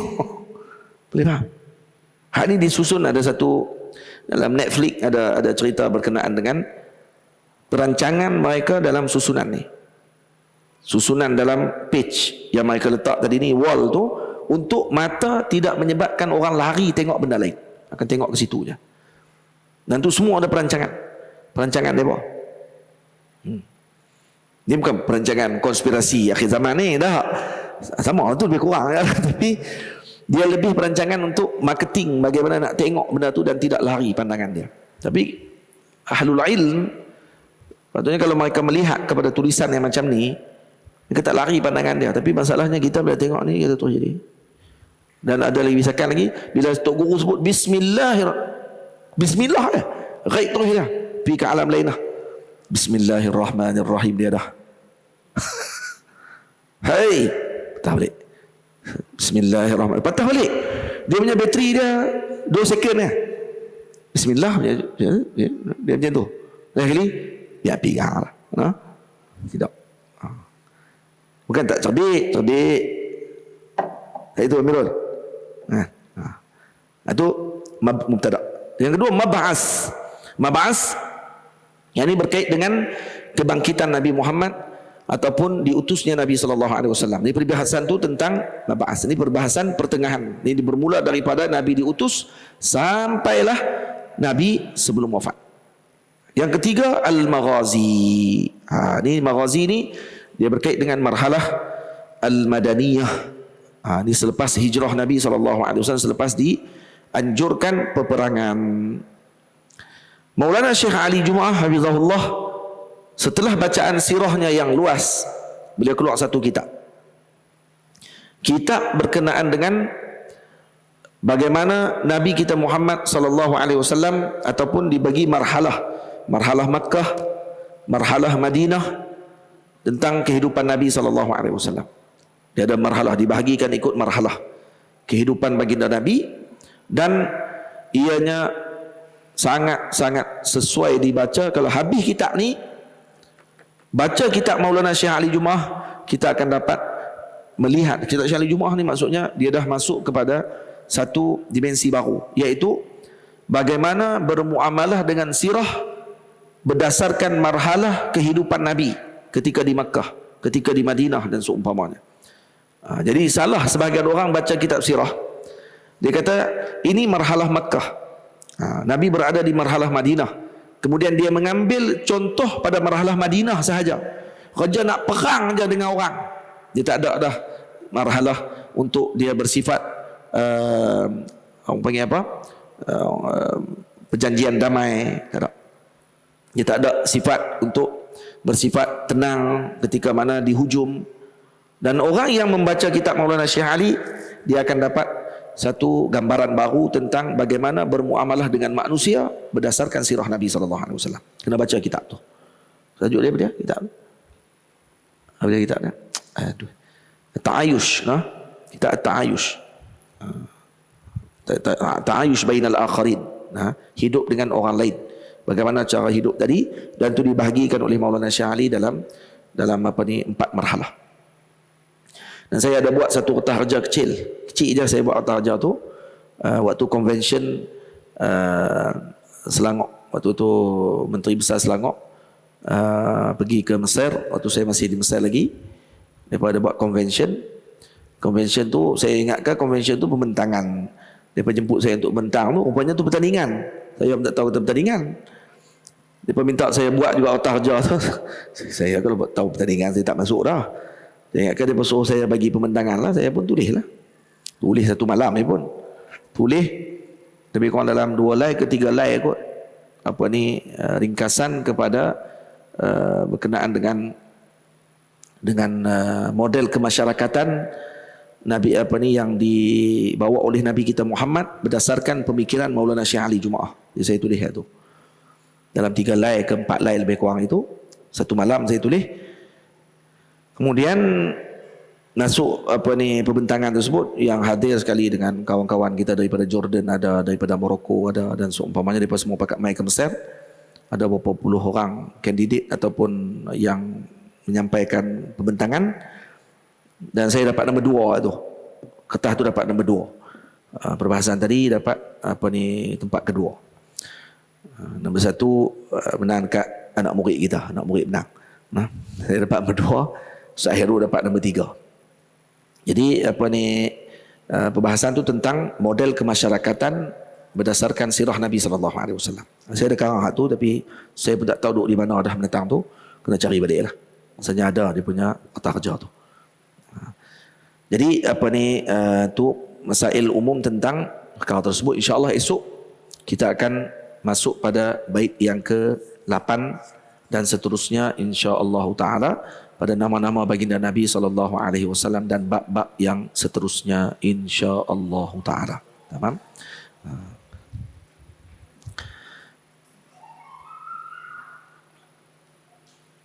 Saya ada satu cerita ni dalam kitab ni. Cerita ni cerita yang agak orang panggil apa? Kalau orang baca terkejut juga lah kan. Disebutkan kata قد جرت للحبيب عيدروس بن حسين العيدروس في سياحته حكاية غريبة عجيبة حدث بها ورواها لسيد الحبيب أحمد بن حسن العطاس من لفظه. Al-Habib Aidrus bin Husain bin Al-Aidrus pernah dalam perjalanan dia, dalam musafir dia, dalam kembara beliau, pernah berlaku satu kisah yang luar biasa. Yang kisah ni diceritakan sendiri kepada Al-Habib Ahmad bin Hasan Al-Attas. Ahmad bin Hasan Al-Attas kibar, termasuk kibar dan murid kepada Syekh Zaini Dahlan kalau tak salah, dan murid kepada Syekh Al-Habib Abdullah bin Alawi Al-Haddad. Jadi Habib Aidrus bin Husain Aidrus cerita kisah ni kepada beliau. Wa hiya nadiratun tariqiyah rawaha thiqatun saduq. Kisah ni kisah yang sangat nadir dalam tarikh, dalam sejarah, yang diriwayatkan daripada orang-orang yang benar dan thiqah. Hasiluha, apa kisah dia yang saya cerita ni? Annahu safara barran ila Sind. Beliau bermusafir melalui jalan darat ke Sind. Ala qadami at-tajrid wa tawakkul ma'a 30 nafaran min as-sawah. Dia pergi dengan 30 orang pengembara yang mengikuti beliau, anak-anak muridnya, berjalan dengan perjalanan tajrid dan tawakal. Maksudnya ni memang tawakal kepada Allah lah, pergi musafir ni untuk dakwah. Walamma balaghu ila ardi Kabul wa Tehran, sampai di Kabul dan Tehran, di mana di Iran,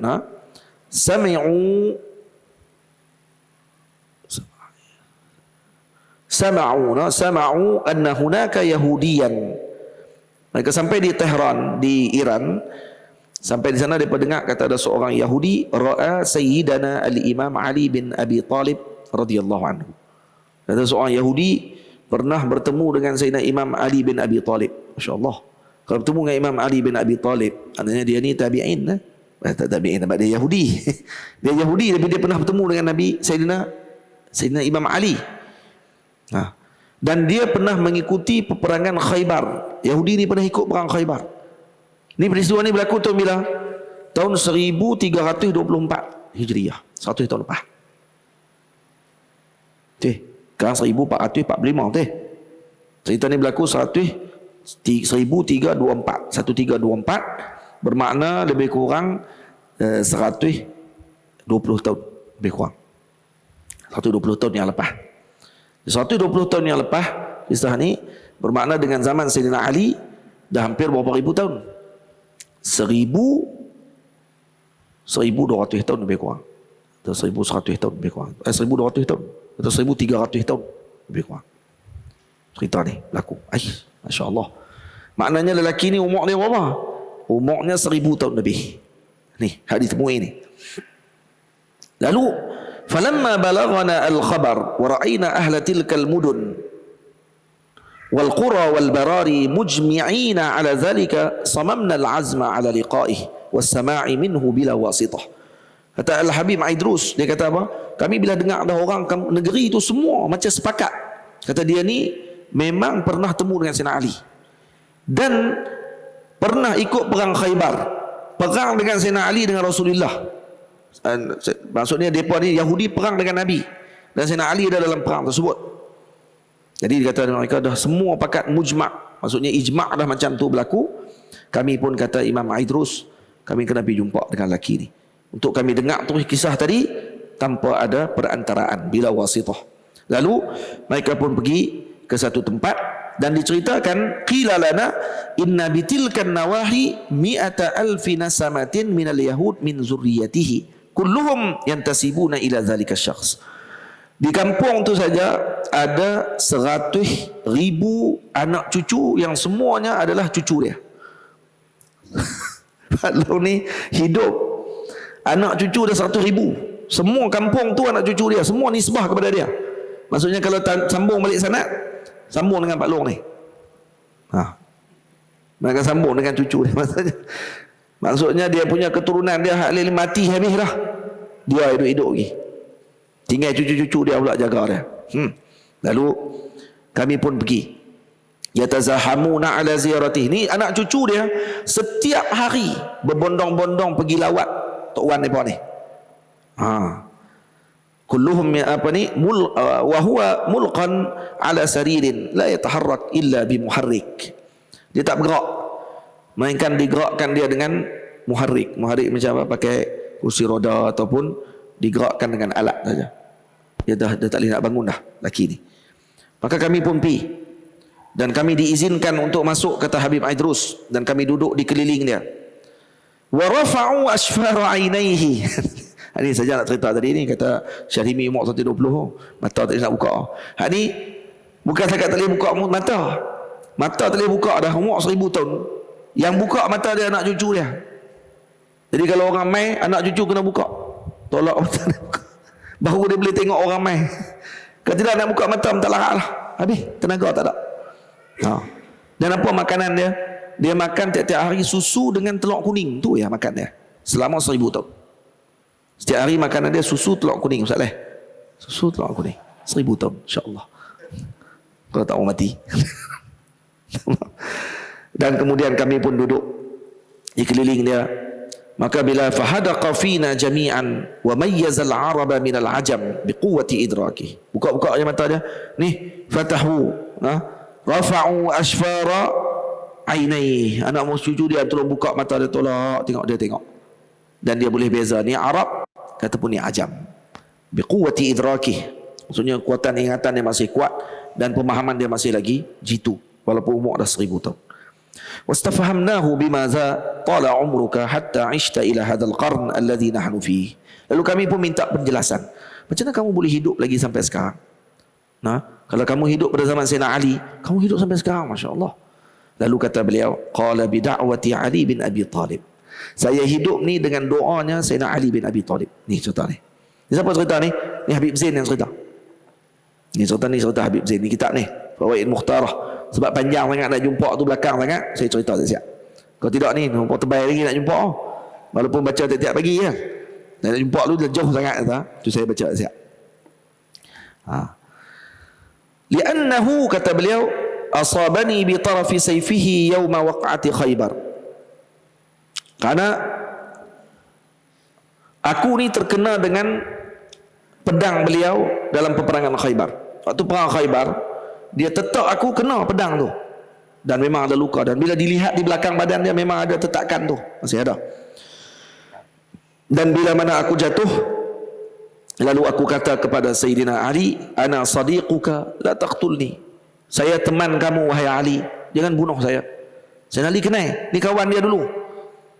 Tapi dalam perang Khaybar, dia perang. Maka wa kuntu sadiqan lahu min qabl. Aku memang pernah berteman dengan Sayyidina Ali. Jadi dalam perang Khaybar kami dah berperang. Jadi terlupa kata tu kawan. Tapi bila dah nak mati, Sayyidina Ali dah nak tetak dia, terus dia sebut ana sadiquka la taqtulni, jangan bunuh aku. Faqala li, maka kata Sayyidina Ali kata apa? Anta la tamutu illa musliman. Wahai saudaraku, kamu tak akan mati melainkan kamu akan jadi muslim. Maka kata beliau, fatayaqqantu anna kalamahu la yukhti. Saya tahu kalam dia mesti tak salah. Kalam Imam Ali ni, kalam dia ni mesti kalam yang hak. Dan kemudian wa wa'adahu li bil Islam haqqun, dan janji dia kata aku akan Islam itu adalah benar.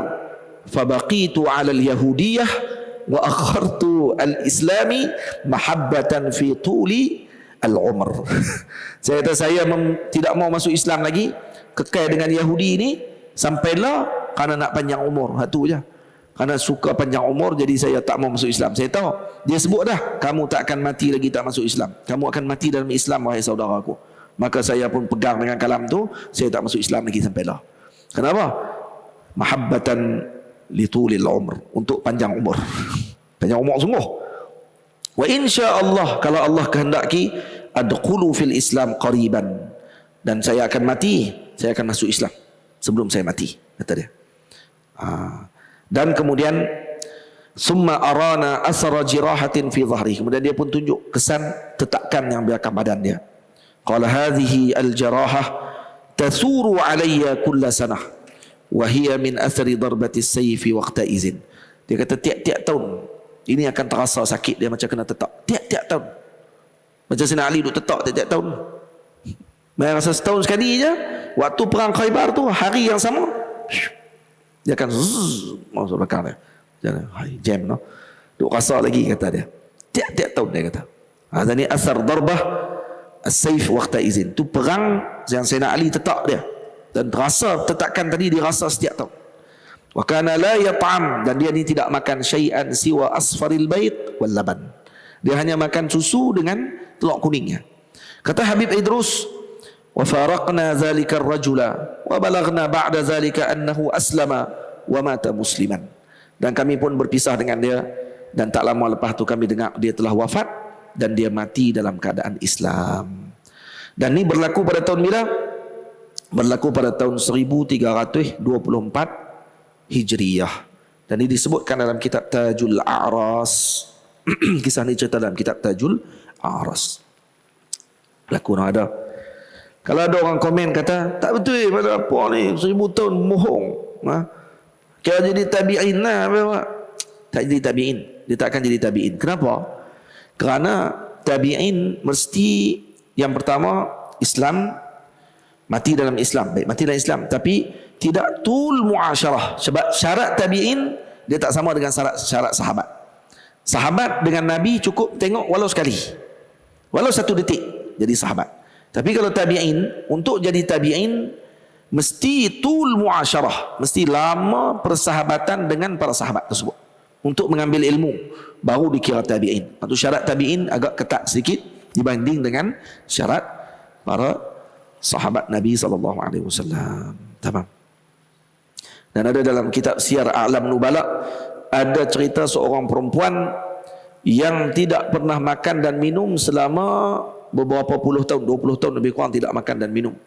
Tak makan dan minum selama beberapa puluh tahun disebabkan kerana melihat suaminya di dalam mimpi makan bersama dengan para syuhada. Suami dia syahid dalam peperangan dan dia pun minta izin untuk makan sekali bersama dengan suaminya dalam mimpi tersebut. Dan kisah ini diceritakan oleh Al-Imam Al-Zahabi dalam kitabnya Siyar A'lam Nubala. Dan kemudian kata Imam Al-Zahabi kata apa? Imam Zahabi kata perempuan ni selepas makan dengan suami dia dalam mimpi tersebut, bangkit tidur, dia tidak lapar lagi selama 20 tahun. 20 tahun tak makan. Makan sekali itu saja memadai untuk 20 tahun beliau sampai dia mati. InsyaAllah. Jadi setakat itu dulu, insyaAllah kita dah dapat hari ini faedah penting tentang sirah dan apa yang berkaitan dengannya. InsyaAllah esok kita akan sambung perbahasan seterusnya. Kita masuk esok pada sulbi kitab dah lah. Esok akan masuk pada isi dalam kitab yang kita akan syarahkan. InsyaAllah ta'ala. Wassalamualaikum warahmatullahi wabarakatuh. Kalau ada soalan, ditangguh soalan pada malam ni insyaAllah. Malam ni boleh tanya. Malam lebih panjang dan lepas tanya soalan tu boleh makan, minum semua hari. Ni kalau tanya soalan banyak-banyak pun kali makan. Jadi kita tangguh kalau ada soalan boleh ditanya pada waktu malam nanti insyaAllah. Assalamualaikum warahmatullahi wabarakatuh.